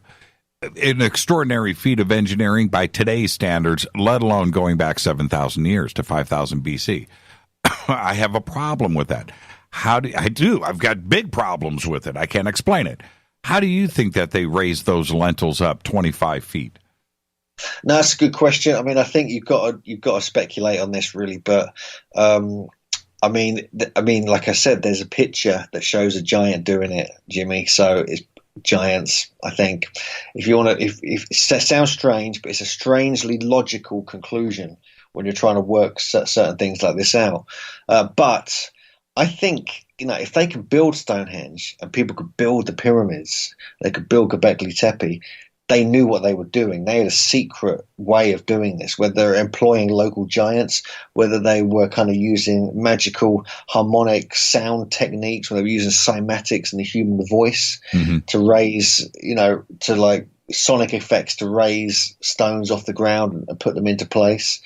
Whether there was some kind of, you've seen this kind of happen before, where people go into a trance and they're like in this sort of sacred kind of religious ritual. You can create this power just by doing that.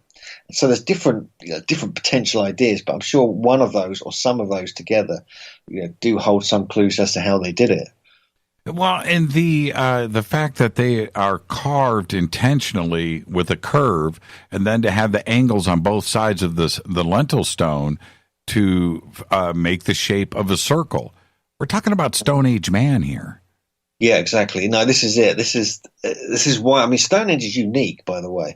That's the only stone circle in Britain that has that style. All the other stone circles are mostly rough-hewn stones, spaced apart stones in a circle. There's no lintels. There's no like kind of extra, carving done on them. There's no like sort of almost like polishing, which you find at Stonehenge. One of the things you find at Stonehenge, which might give a clue as to how they did it, is one of the stones, which is now recumbent, it's now fallen over. It's actually got striations on it, almost like scoop marks going along the length of the stone.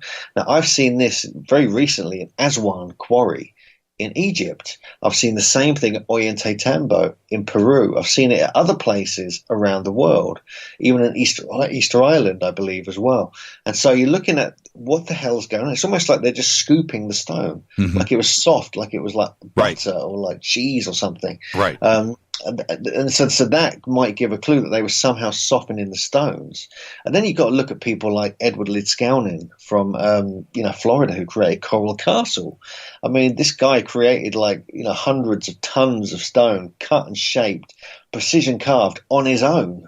He had no one helping him, and he didn't even have electricity there. He was working with tools he created. And one of the clues he put out there was something to do with magnetism and balance. Finding the balance point is the key to unlocking the secrets of the megalith builders, which he didn't really give any more information, unfortunately, as to how he did it. But he was doing that in the 1950s. Didn't he say that he channeled his info, like he got his info from the stars? I believe he might have said something like that. I don't recall that myself, but I know he was. He got the secret. He got the secret He got from something, somewhere. yeah. That guy was like a 5-foot Latvian, and he somehow moved like 50-ton blocks. I know, little tiny dude. But this is the curious thing for me when we're looking at these structures, and certainly Stonehenge, is the Bronze Age, according to academia, didn't set in for Europe and the UK until 3200 BC at its most extreme date.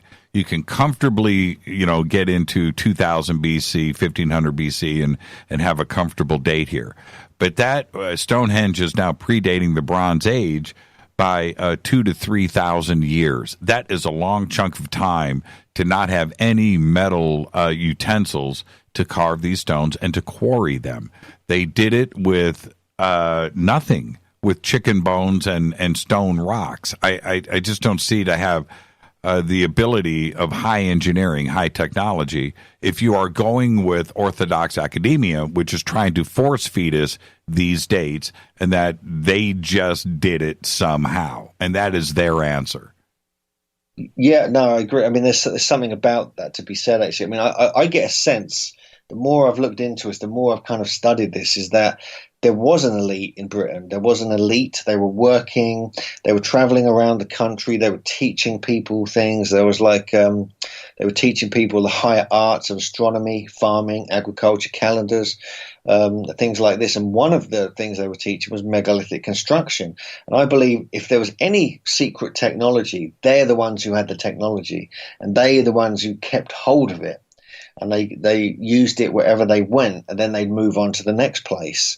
And I think this is, you can kind of find evidence of this in traditions where you get this, tantalizing little quote about Merlin, how, for hundreds, if not thousands of warriors and soldiers in the story, were sent over to Ireland to collect Stonehenge, which was originally supposed to be an island, a place called Killaroos.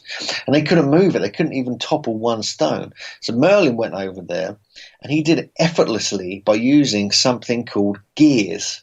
That's all we've got. That's all we've got. And he had some magical technique of some kind, even it could have been a technology, and somehow he did it. And he was traditionally part of this sort of lost tradition.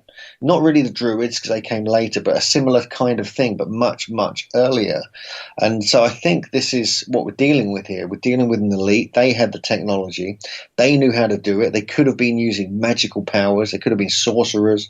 And so, you start getting into that side of things, and you realize there's something in that as well as a possibility.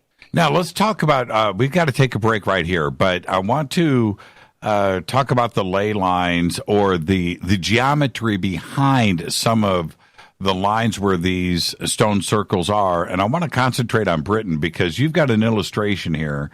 I'm looking at, let's see here. I've got 60 seconds. I'm going to do a rough count. 1, 2, 3, 4, 5, 6, 7, 8, 9, 10, 11, 12, 13, 14, 15, 16, 17, 18, 19, 20, 21, 22, 24, 25, 26, 27, 28, 29, 30, 35, 40, 45, 47, 48, exactly 50. Okay, I could be wrong here. Going from the south to the north edge, with everything almost nearly perfectly on one specific line. I have issues with that, my friend. That's not coincidence, is it? Probably not. No, there's specific kind of, it's very specific, because they're not only working with the geometry, but they're working with specific alignments. They're working with different moon cycles, the 18.6 year Metonic moon cycle. This is definitely proof they were doing this up at Kellanish in the Outer Hebrides. I've witnessed this myself, where every 18.6 years, the extreme position of the moon, observed from within the stone circle, you have these effects on the mountains behind it. So they're not just aligning to sun, moon, and stars. They're aligning to notches in the mountains and in the hills where the sun would rise at an odd time. And so you got such a complex array going on. And this is why they built them with stone, because they wanted them to last. They wanted the generations after them to continue the astronomical teachings, and so on and so forth. It's absolutely mind-blowing. And this is the other thing. I got to take a break right here.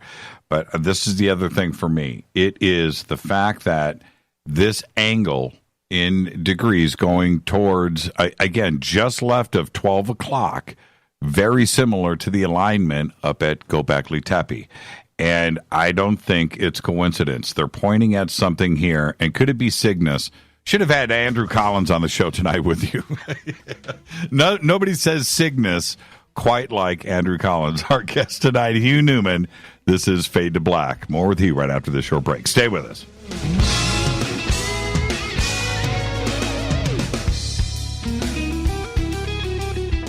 Hi everybody, this is Rob Halford, the Metal Guard on JimmyChurchRadio.com.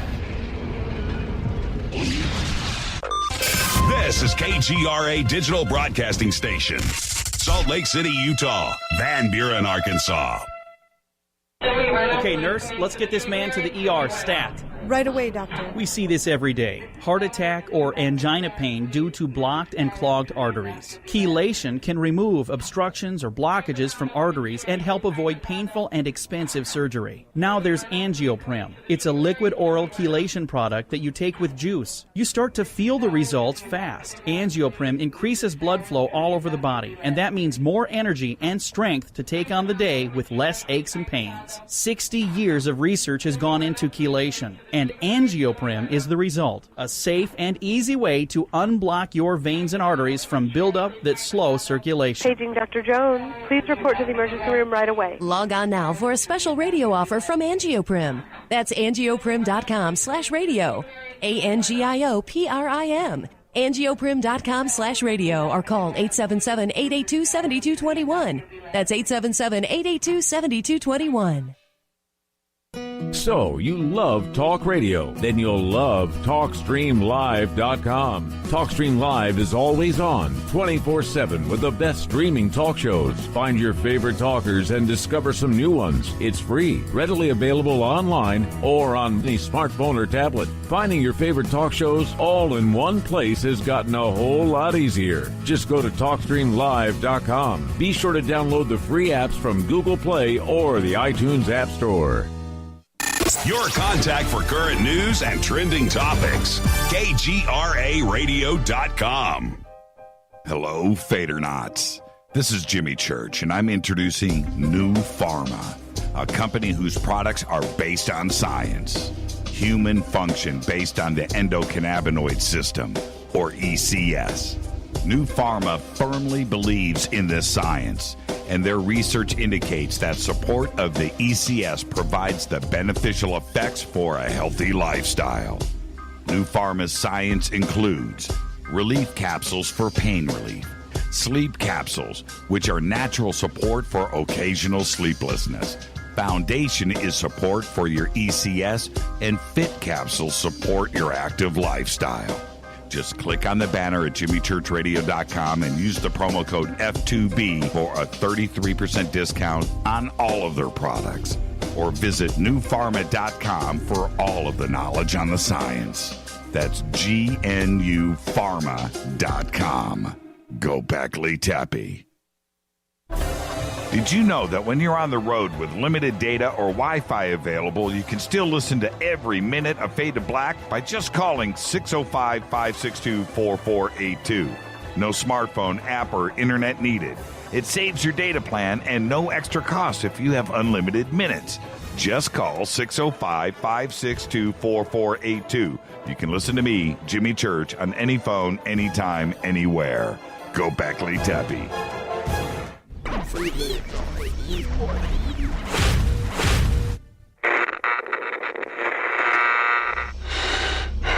You want to know a secret?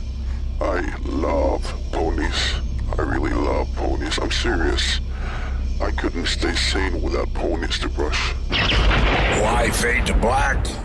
Because you never got that pony, damn it. This is Fade to Black with Jimmy Church on the Game Changer Radio Network and KGRA, the Global Radio Alliance.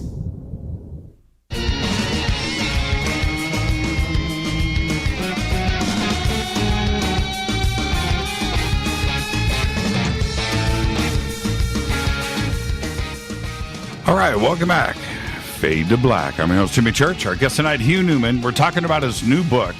It's called Stone Circles. You can get the book. Click on the links over at jimmychurchradio.com. Take you straight out. Excellent, excellent read, by the way, and the illustrations are extraordinary. Now, Hugh, before the break, you've done a lot of research into ley lines and the connections of these. We were talking about before the break. You've got one line drawn across the UK, and there's 50 structures that literally fall on castles, too, as well, and other structures. Churches, right, cathedrals, and they all fall on that line. That's pretty extraordinary. But if we extend the lines out from, say, Gobekli Tepe or Giza or Peru, Easter Island, and we start to stretch around the world, these things are all connected to each other, aren't they?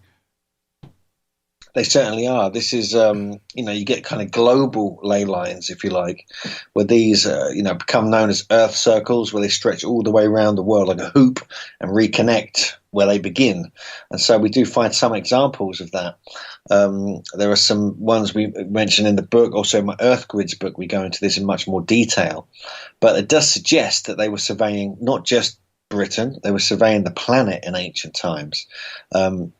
There's good evidence to suggest they certainly were. And then you have the harmonic distribution and relationship, spatial relationship between these sites is quite remarkable as well, which suggests that it could be by chance, it could be by natural kind of inner kind of sensing and geomancy and inner dowsing almost, or there's something going on here where there was like a global awareness, a global culture who were building these sites. Now, there is, you've got in, I don't know how to pronounce it because I've never seen it before, in Brazil, and also in Itabatanda, Peru. And this illustration that was done in 1877 blows my mind. And I'm looking at it. It's a plateau, and you talk about the round towers, but I look at this, and I see the similarities not only with Stonehenge, but Gobekli Tepe, too, as well, because we have two flat pillars that, again, are in the center with a perfect concentric stone circle surrounding it. Yeah, this is a site called Silistani, which is on the Peruvian side of Lake Titicaca. And it's more famous for these funerary towers, these large kind of towers that are megalithic with polygonal walls. But you mentioned Gobekli Tepe again, and some of the carvings on these towers that were found at Silistani are identical to what you find at Gobekli Tepe. This is what's so weird about this particular site. It's interesting that you bring it up. And yes, you have the stone circles there. There's like 6 or 7 of these stone circles. Now, some people say that they were much bigger. They had taller stones involved in them. But you can see around the edge, when you look at the images in the book, or if you visit the site, which I'm going to be going back to in a few weeks, that it's precision carved again. They're not messing about here. This is precision carved, and there's alignments to certain astronomical things, in the sky are related to these particular sites, even in Peru at Silistani. So there's a big question mark over who built this. There's supposed to be the Koya culture, who were around about 1000 to 500 BC. But there could be earlier cultures, probably the Viracocha or the Tiwanaku culture, who were around, I think, before that, who I think were connected with Gobekli Tepe in Turkey. I've got to be honest with you, because there's more and more evidence connecting these two different cultures. You haven't just got the style of the stonework and the relief carvings and things like this. You've also got some strange artifacts, one called the Fuente Magna Bowl, and there's the Pacoitia monolith, which have these Sumerian inscriptions on them. So there's definite potential connections between these two great cultures. But you get this, in the Americas. I mean, not just in South America, North America, New England, there are a couple of examples of potential stone circles, Massachusetts and I think New Hampshire. And then you've got another one in Brazil, the entrance to the Amazon from the Atlantic as well, which is another site, which again is throwing the whole academic world into confusion about what is going on in that part of the world. Yeah. Those were supposed to be tribes without any technology whatsoever. Those photographs that came out of the rainforest last year of the Brazilian Stonehenge, extraordinary, and we almost didn't find them. We found them from clearing the rainforest, right? That's right. There's two different things. You've got the stone circle. One of them is quite a large stone circle, which is near the entrance. But as you go into the Amazon, as they've been clearing the forest, you're finding all these geoglyphs, these kind of earthworks, which are basically like the henges, like the earthen henges you find around Stonehenge and Avebury. Because a lot of these stone circles actually have a henge, and these are like the henges but without the stones, of all these specific shapes and sizes. And some of the shapes, I've been looking at this quite carefully, I need to do some proper analysis on this, are the same as the geometries of some of the stone circles in Britain. So this is really blowing my mind. So is there a connection between ancient South America and ancient Britain? And when you look at the kind of travel routes across the sea, there could well be, because there's definite diffusionism going on to different parts of the world. And perhaps there was between these two great cultures. Now, you mentioned, I want to go back to Silistani for a second, because you had mentioned that there were carvings that were similar, if not exact, to what is in Gobekli Tepe. Can you be more specific? What was identical? Well, you've got serpents. That's the main thing you find at these two different sites. But at Silistani, you have like lizards, which again you find definitely at Gobekli Tepe. You've got different kind of pumas or cats of some sort. You've got the kind of 3D kind of critters, which you find at Katimbo, which is near Silistani, which is identical to Gobekli Tepe. And you've got numerous other things. You've even got some statues that are very worn, like these tiki, these kontiki statues, which have the hands pointing towards the belly button or the navel. No, are you serious? Yeah, there's one example we found at Silistani. It's very worn down. We're not sure if it's one arm or both arms are touching the navel. But we do find other examples, in that part of the world that do very similar. And so, it just gets weirder the more you look. I couldn't believe it when I'd been to Peru a few times before I went to Gobekli Tepe. And as soon as I went there, I went in the museum in Sanliurfa in Turkey. I just could not believe my eyes. I thought, these are just stones taken from Silistani. It just stunned me, and it really made me question what was going on. Is it just by pure chance they have exactly the same style of 3D relief carving, or is there a connection? It just seems like the obvious answer is that there is a connection. I was wondering if you were going to mention the belts, from Gobekli Tepe, that there were belts on these pillars too, as well, with belt buckles. Or with the H's on it, right? That I would have just. Or the purses, the little stone purses that are everywhere. Well, you mentioned the belts. You do get that at Tiwanaku. You do get that on the statues at Tiwanaku. They do wear quite hefty, chunky belts. They're a little bit different to the ones at Gobekli Tepe. There are H blocks at Pumapunku, as you know. Yep. Big H's, and you do get the H's again at Gobekli Tepe. Whether that's a connection, I don't know. It's a bit of a kind of speculative, that one, but you can't help but notice the similarities. It's quite bizarre. Yeah, the H's that I see them everywhere now. The purses, right? Those little I see them everywhere, and it's messing with me.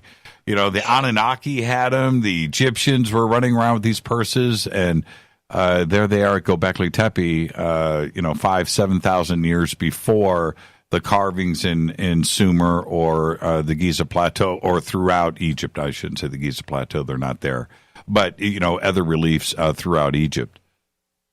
Yeah, you do find that. I mean, there's other weird similarities. These what Graham Hancock calls them man bags, doesn't he? Yes, he does. He does. I don't carry a bag like that, in case anyone's wondering. But and they are quite weird. What's going on? Are they just like little handbags you carry your personal effects around in, or what? We don't know. But some people say they're buckets. Actually, they're not actually bags. They're like metal buckets or something. But there's other similarities we find, like, you can't. I'm sure many people have talked about it on the show before, but you look at Egypt, South America, Peru, you have the polygonal walls with the kind of protrusions on them, the kind of like little bits that stick out like keyboard buttons. They're everywhere, and there's no way that's a coincidence. There's no way that could be a coincidence. So you have to question, why are there stone circles in so many different parts of the world? Why are there dolmens, these other kind of megalithic structure in every part of the world? There has to have been like a global culture. It's just like, to me, it's like blatantly obvious. It's almost like to prove there's not a global culture is more of an effort than proving there is one, because there's too many things that fit. So this is one of the things that bugs me about this whole subject. Now, two of my favorite places aside from Gobekli Tepe is Nabta Playa in Egypt, which by all accounts, aside from Gobekli Tepe, it may be the oldest stone circle and calendar in the world that we've discovered so far. Nabta Playa is pretty interesting, isn't it? Yes, I mean, Nabta Playa is quite a small stone circle, and it's now been moved, actually, because it was getting damaged where it was. It's actually in the Aswan Museum Gardens, so you can go and see it. It's all set up precisely how it should be. I think Zahi Hawaii should be in prison for that, by the way. Quite possibly. No, I'm serious, man. That's he should be in solitary confinement for the rest of his life. You don't move Nabta Playa. That's like moving Avebury. Moving Stonehenge, right? You don't move it. The problem with it, I think, is because it's so small. There were literally people. I mean, this is not. I don't think this was Zahi Hawass doing this. I think this was other people. But once they found out where it was, they were going down there in trucks, not knowing where it was, and driving over it, and sort of destroying it. And it got knocked around. It was starting to get damaged. You had idiots going down there, things like this. So I think they did the right thing, just to protect it and keep it safe. I mean, they've marked the spot where it was found, but you got to understand, these are small stones. They're not deep. They're not deep in the ground like the big stone circles of Britain. It's kind of in sand almost. So you have to kind of, I'm sure that was a big debate they had about that, but at least now, we can't do anything about it. At least it's protected. But these date back to at least, 5,000 BC. So they're certainly one of the oldest structures in Egypt. And strangely, it has one of the geometries that was discovered in the British stone circles by Alexander Thom. Now, he surveyed 300 stone circles in Britain and in Brittany and France, and found these slightly different forms of geometry hidden within them. And weirdly, you find one of those geometries that he discovered in the British circles in Nabta Playa, which was a type 1 egg-shaped circle. So this is strange in itself, and it suggests again that this is something to do with the astronomy, because we know that it was a summer solstice aligned site. Nabta Playa was, amongst other things. Thomas Brophy and Robert Bouval have done a whole huge analysis on this in their brilliant book Black Genesis. Yes. And it's a fantastic piece of work, and really kind of rewriting the history of that part of southern Egypt and the influence it may have had on the classic Egypt that we know, and even spreading further north, because there's other stone circles. There's one in Morocco called Masura, which is a huge stone circle, one of the largest in the world, in fact, with some of the tallest stones. That just shouldn't be there. In Tripoli, in Libya, you've got some trilithons like you find at Stonehenge, which shouldn't be there. That makes no sense. It's precision carved stones as well, much like you find in Egypt and Stonehenge. So utterly bizarre when you start, looking around Africa. But Nabta Playa, yes, is probably one of the most important discoveries of last century. Almost didn't find it too. That's the other bizarre part. That was stumbled upon, and trying to chase back the origins of Egypt, and before Upper and Lower Egypt were joined, where did the Egyptians come from in Upper Egypt? And that's how it absolutely extraordinary. And it's sad. I've seen all of the videos and the photographs of when it was discovered and where it used to sit. And Bouval last year, I didn't know that it was moved. And when Baval dropped it, we were together, right? And he hit me with that. We had a crowd in front of us, like 2,000 people, 2,500 people at this amphitheater. And he hit me with that. I didn't know. I did not know that Nabta Playa was moved. I just didn't know.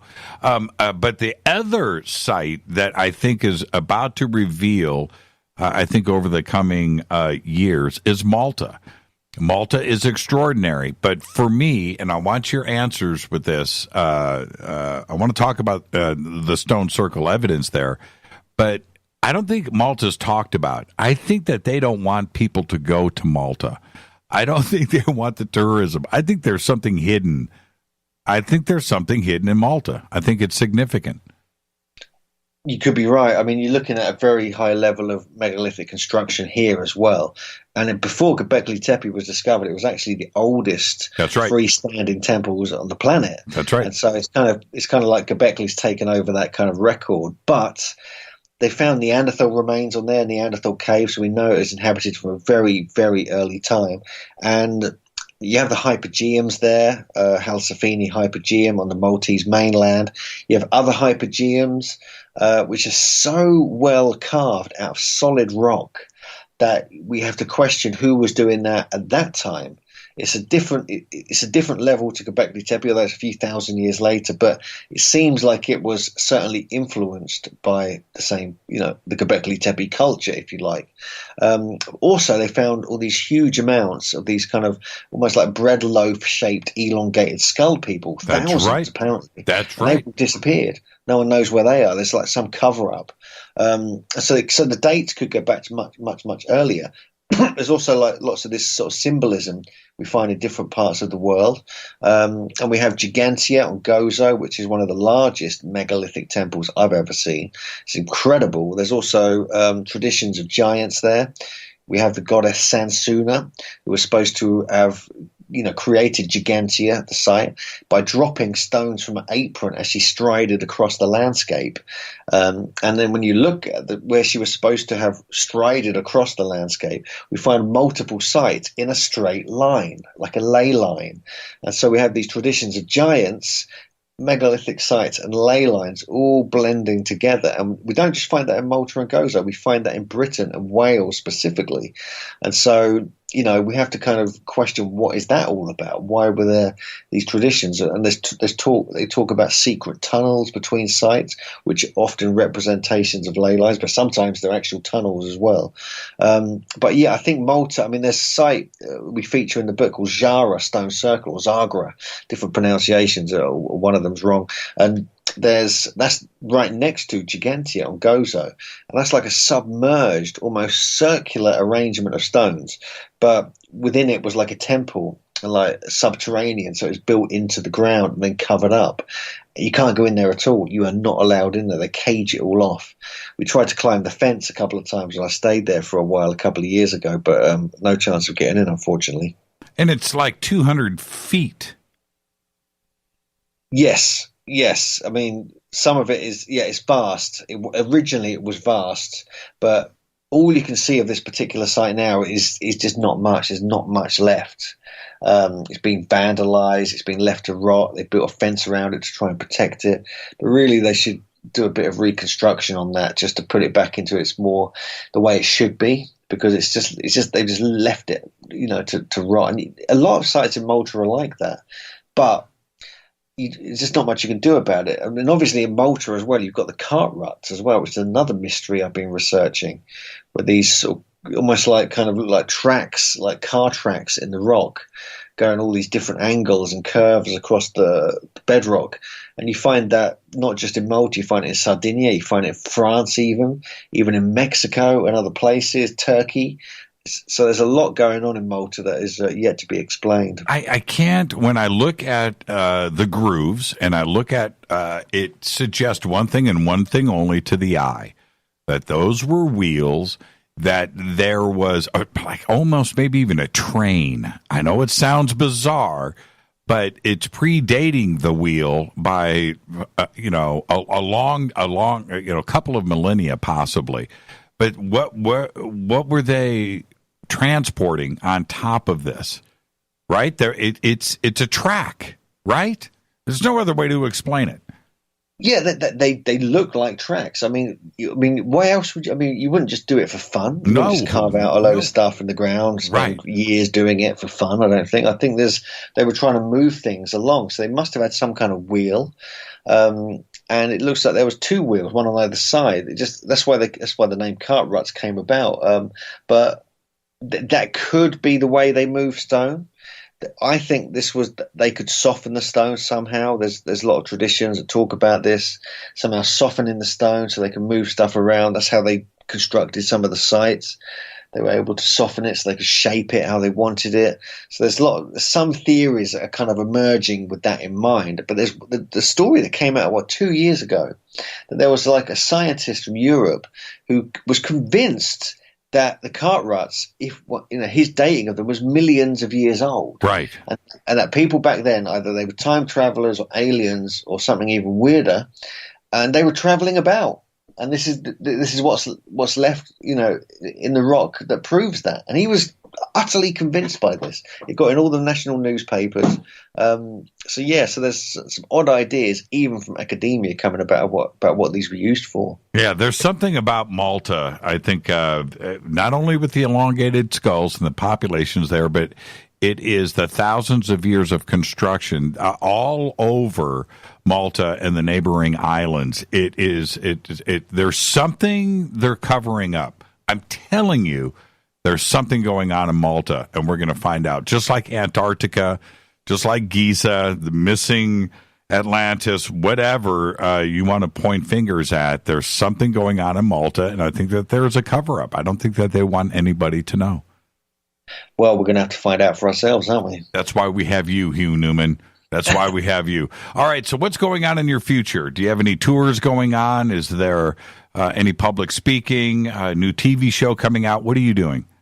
Yeah, I'm working on a few projects at the moment. We've got our big Origins conference in London. That's like this Saturday coming. Oh, with really? Mike Primo, Andrew Collins, myself, Jim Vieira's coming over for it. So it's going to be sort of the Ancient Mysteries London extravaganza. We do that every November. Right on. We're heading off to Peru with Brian Forrester. We're doing a tour out there. We do one every year, every November. I'm obsessed by Peru, I tell you. And we've got stuff going on in Mexico in January. That's with Brian and with Jim Vieira. Big tour to Olmec and Maya, Mexico, and then we're back to Egypt in March. So people can just check out megalithomania.co.uk or hughNewman.co.uk to check out what we're up to. But I mean, we invite you to this as well, Jimmy, and anyone who wants to come. We run an annual Megalithomania conference in Glastonbury every year, and that's 2 days of talks and workshops and hanging out with other megalithomaniacs. And we even do a private access to Stonehenge on the Friday, and then 3 days of tours around Stonehenge, Avebury, and other sites after the conference. So that's our annual kind of get together, like a big meetup. So we do encourage people to come to that from any part of the world. You get to spend a week hanging out, exploring, talking about stuff, and finding out a lot of good information. Man, that is so for me, and we will do that. And also, I wanted to say, Brian Forrester, who just cannot leave well enough alone. He popped in earlier today and wanted me to tell you hi. He just wanted his name mentioned on the show. That's all. So, Brian's the best. And we're all going to be together at Contact in the Desert coming up in 2018. That's correct. I've just got myself booked in to speak there, do a workshop there. I'll be discussing similar things and looking more into the giants, a bit about crop circles. So that should be fun. I've never been to one before, so I'm quite excited about coming along. Yeah, get ready for that, man. You've never seen a conference quite as big or as fun as Contact in the Desert. And I really look forward to hanging out with you there and all of our audience, the Fadernauts. We take that place over, so we'll be hanging out quite a bit. Brilliant. Thank you so much, man. Now go get some sleep. Thank you for hanging out with us so early in the morning over there in the UK. And again, thank you so much. You're the best. Thanks a lot, Jimmy. Gobekli Tepe. Gobekli Tepe to you, my friend. All right, Hugh Newman, everybody. Thank you, Hugh. Yes. Have a good rest of your day. Hugh Newman. HughNewman.co.uk is the website. The links are over at jimmychurchradio.com. The new book is Stone Circles. It's extraordinary. Get it. And, of course, all of the information for the tours with Brian Forrester and Glastonbury, Megalithomania, and everything that's going on over at the UK is over on his website. All right, I'll be right back. I'm going to take a break, and I'll open up the phone lines, and we'll do all of that stuff next. This is Fade to Black. Thank you, Hugh.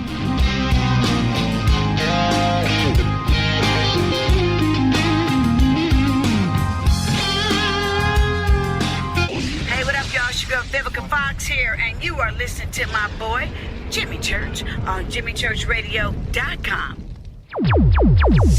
Despite popular opinion, reading a book will not make you smarter. But listening to Jimmy Church will. So you went to dinner last night, you had your favorite pasta. Ugh. Or maybe you had a heavy, spicy meal and it left you. Ugh. GetTheTea.com. Maybe you mowed down a huge steak and your plumbing is all plugged. Ugh.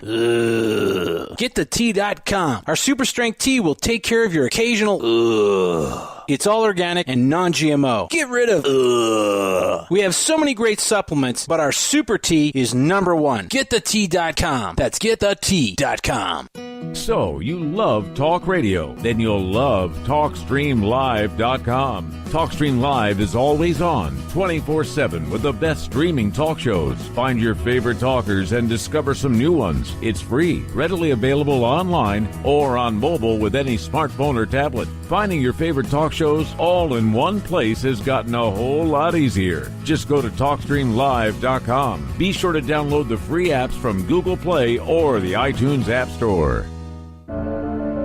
When you take the beans from Central America with dashes of Indonesian and African mixed in and then roasted to the dark side of Fade to Black, you create the ultimate brew of fringe. Introducing the Fade to Black blend from Rivermoon Coffee. Yes, Rivermoon's darkest customized roast was created for the love of Fade to Black. The alchemy of masterful roasting and smoking the beans is in every sip of this full-bodied, dark Java. I need my coffee dark, deep, with distinct bittersweet chocolate highlights, just like the bunker. Leaning further into the darkness of the roast is Fade to Black blend from Rivermoon Coffee. Just click on the banner at JimmyChurchRadio.com and use the promo code F2BBLEND for 15% off of your order today. Gobekli Tepe.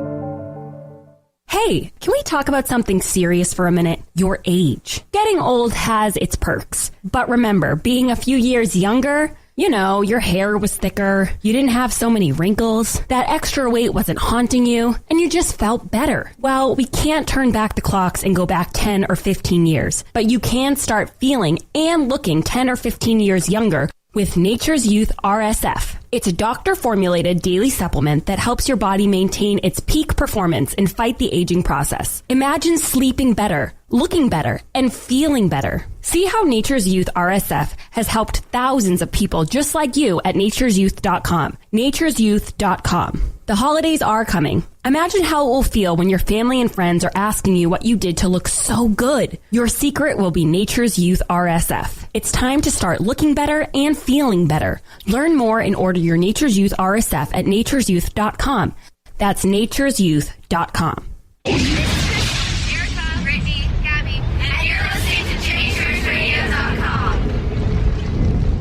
It's not a lifestyle we chose. We were born this way. KGRARadio.com.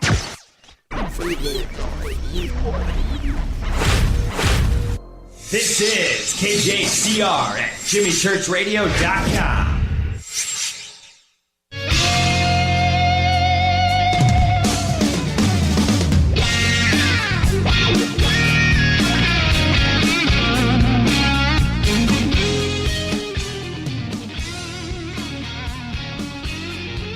Ah, yes.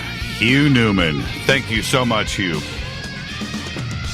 All of his links are over at JimmyChurchRadio.com. The new book is called Stone Circles. It is great. You've got to check it out. There's stuff in there that So many stone circles that you've never heard of, and the data. And what I really enjoy is some of the old plates that the surveyors were doing throughout Scotland, Wales, Ireland, and of course across the UK throughout history, where they were finding them and making notes, surveying, plotting it, and getting it out there, and then they're no longer around. Some of them, most of them are, but it's just absolutely extraordinary things that you've just never seen before.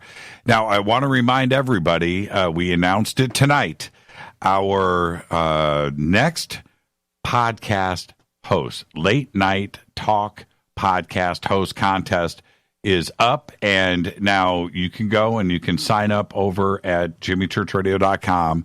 Click on Game Changer. I want to make a couple of things perfectly clear here. You must be a registered Fadernaut to enter. No purchase necessary, but you must register to confirm who you are and email addresses, okay? All right? No Yahoos may enter the contest. We're trying to eliminate Yahoos.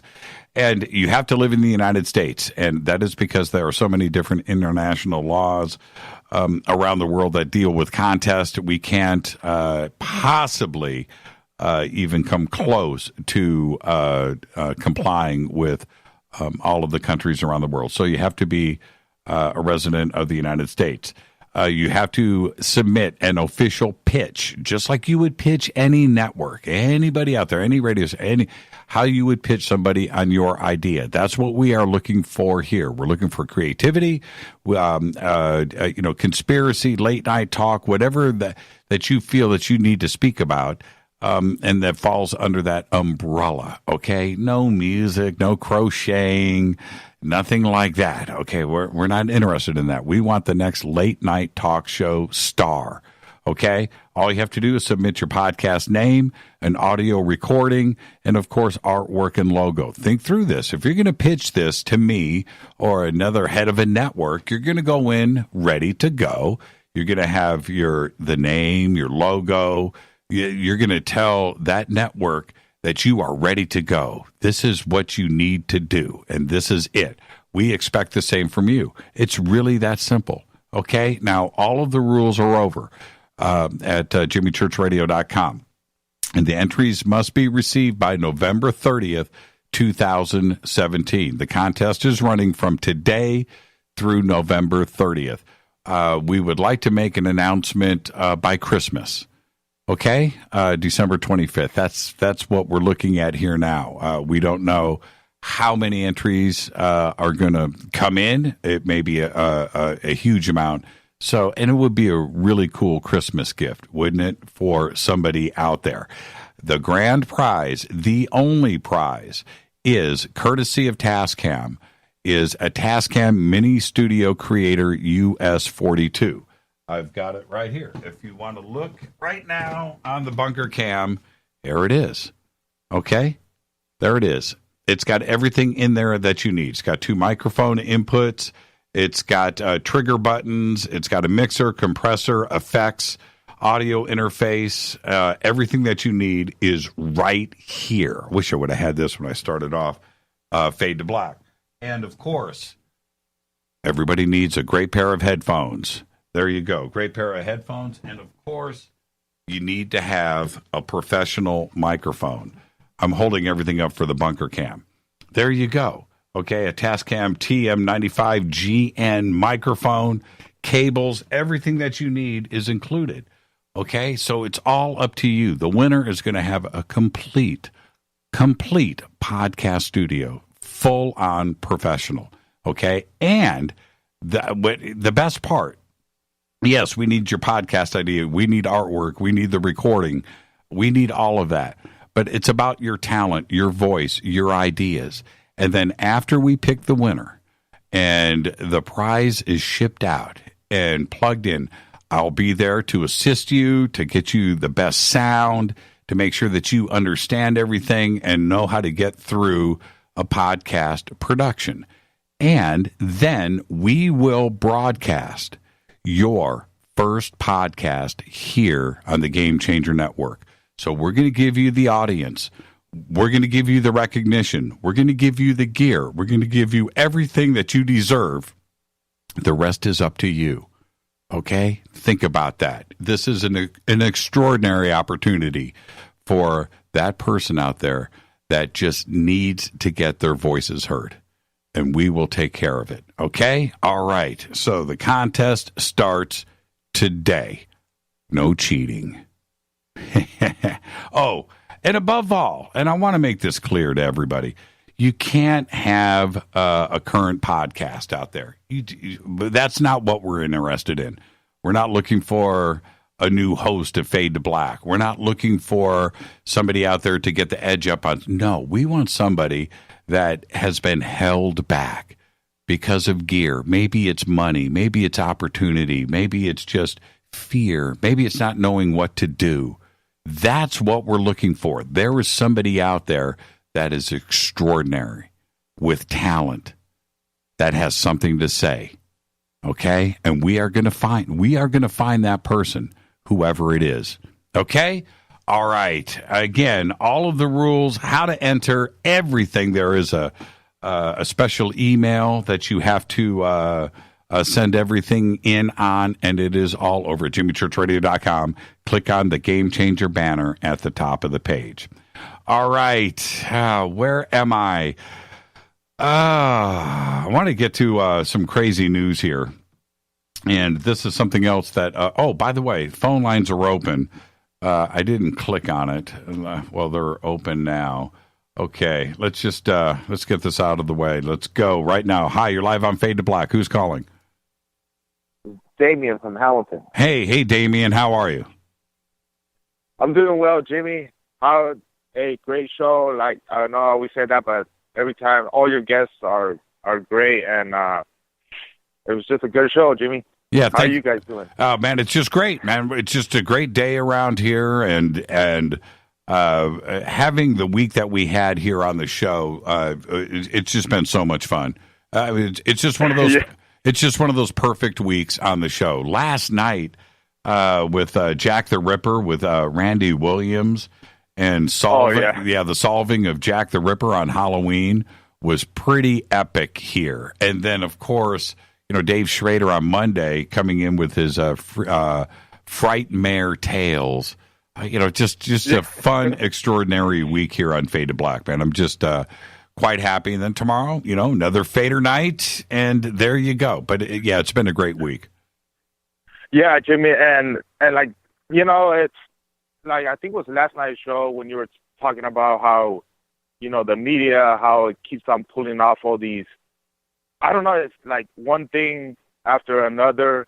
And like, I know I always call and talk about this and how I try to tell people like, hey, that the media's they're trying to pump these ideas into our heads, but I don't know, it's crazy. And then the way that you explained it last night, it's just, I don't even know how to explain it, but I know that that's what they're trying to do, try to steer us in certain directions. But it's because I think it's almost like they don't know what to do now. So they're just trying to throw all these different things out there, Jimmy. But we're gonna be okay, man. We're gonna be okay, Jimmy. And all I'm trying to say is, this is the times where we need to stick together and stay positive all the time. Stick together. I know it's hard to say that with all these things going on, but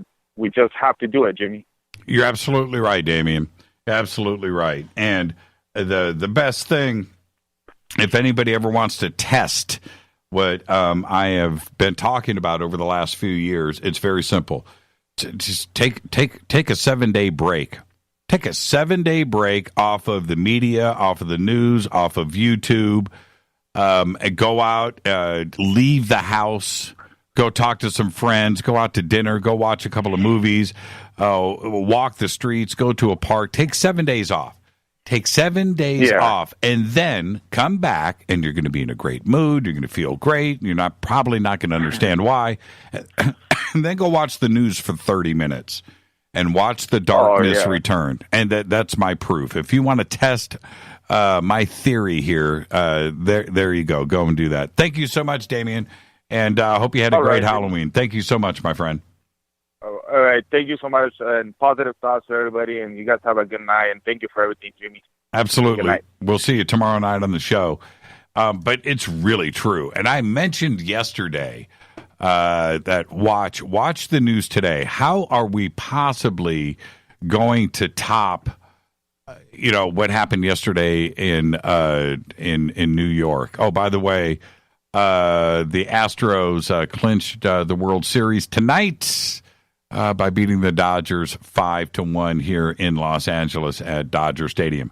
But, so yesterday we have this terror attack in New York, overshadowing everything that is going on in Washington, and Mueller and the arrest and Manafort and Gates and Papalopoulos, or whatever his name is. And so today we've got a mall shooting that just went down.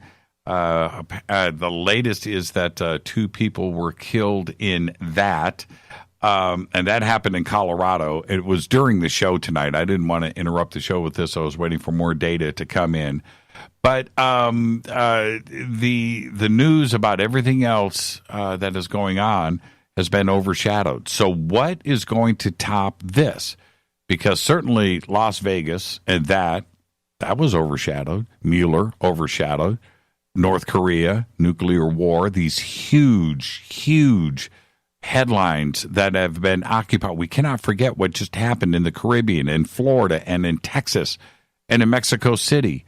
These are extraordinary events, extraordinary, tragic, crazy things, all overshadowed. Everything, every day, something is overlapping and taking over the news of the day before. I don't want to see Las Vegas go away. It's getting buried. I don't want to see that happen. I don't want to see Florida and what happened there, and Texas, Houston. I don't want to see these things overshadowed. There's a lot of work to be done in Florida and Puerto Rico and Texas and what went on in Mexico City. This was just a month ago. And that's what the power of the media has over us. So what did we have yesterday? Of course, it was tragic and it was horrific what went down in New York. Totally. But it allowed another hall pass for Washington, D.C., another hall pass for what is going on out there. I was watching extraordinary testimony go down today. I was watching C-SPAN with what is going on with internet security, Google, Facebook. They're all in Washington getting pummeled, by the Senate. And when you see that go down, that should be front page news, and it just wasn't. Not only with Russia, and it was really funny, Russian ads being bought by rubles, and nobody paid attention to it. But anyway, that's neither here nor there. But the point is that this is stuff that should be discussed, and it's not. It's being overshadowed. So Washington gets a hall pass, a complete hall pass. So think about that. All right, now. Let me get back to something equally as extraordinary, but it's been overshadowed. And there were 2 pieces of news that have come out in the last couple of days about our universe and a large planetary body. I'll talk about this more tomorrow, about the size of Jupiter that is bigger than the star that it is orbiting right now. So I'll have that for you tomorrow. But also this, that the universe as we know it should not exist. Scientists working at CERN, the European Organization for Nuclear Research, are now saying, after performing the most precise experiments on antiprotons that have ever been carried out, researchers have discovered a symmetry in nature that they say just shouldn't be possible. Now, what am I talking about? Well, it's this. One of the big questions about the universe is how the first matter was formed after the Big Bang, allegedly the Big Bang. Because particles and antiparticles annihilate one another when they come into contact, right? Or so we thought. And if there were exactly equal measures of both, the universe wouldn't exist, at least not in the form as we know it today. Certainly you and I. As such, there must be an imbalance. There has to be something there. There has to be an imbalance between particles and antiparticles, even if it is, of the tiniest amount, the tiniest fraction, but something there that would force everything from annihilating each other. But this is not the case. All experiments designed to find this asymmetry have come up blank. This is also true of the latest, which were recently carried out at CERN by an international team of researchers. And the findings from the BASE, which is a baryon anti-baryon symmetry experiment, are published today in the journal Nature. In the study, researchers used antiprotons that had been isolated back in 2015. The antiprotons were measured using the interaction of two traps that use electrical and magnetic fields to capture them. That's what they have to do with antimatter. It's got to be magnetically isolated. Has to be in a chamber where this matter and antimatter is suspended in the middle, because if it touches anything, it explodes. It destroys anything that it comes in contact with, hence the experiment itself. Now, the team was able to measure the magnetic force of the antiproton to a level that is 350 times more precise than ever before, the latest technology in play here. If there was an imbalance between the protons and antiprotons, this level of precision would be the best thing for finding it. So, at its core, the question is whether the antiproton has the same magnetism as the proton. It's the riddle, right? It's the ultimate riddle that we're trying to solve here. They didn't find it. They're exactly the same. Are you digesting the significance of this? If indeed that antimatter, antiprotons and protons, when they come in contact, they annihilate each other. So technically, the Big Bang shouldn't have happened. We shouldn't exist. And all of the universe constantly would be imploding on itself. And I've thought about this very thing so many times. Antimatter, right? It could be the ultimate weapon if harnessed correctly, right? Would literally a chain reaction, just eliminating everything that it comes in contact with. So if that is indeed the case, why isn't antimatter out there in space, in the vacuum of space, roaming around, just blowing stuff up, eliminating things everywhere to the point that there's nothing left?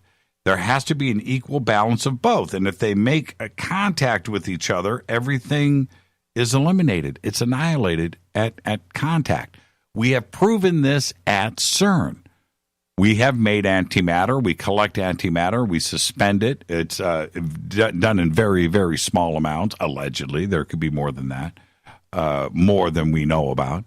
But if in these chambers, the trapping chambers that they are in, if anything goes out of balance in the way that it is suspended magnetically, electromagnetically, if it makes contact with any of the, it will blow up CERN, for that matter.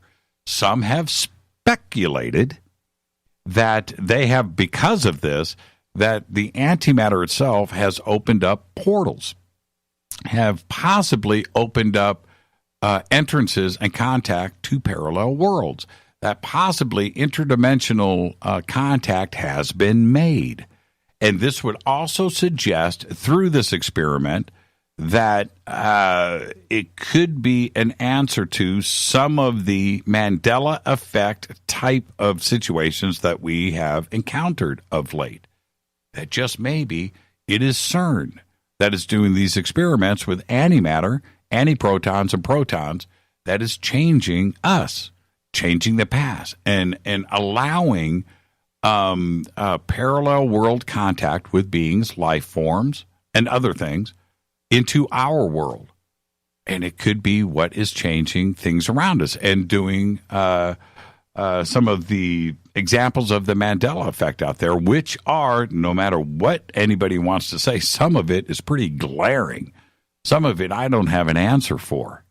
So think about that for a second. Now, another news story that is absolutely extraordinary that came in and came out that nobody is talking about is DARPA and what they are working on. Now, I first talked about this story and this technology about 2 years ago, 2.5 years ago.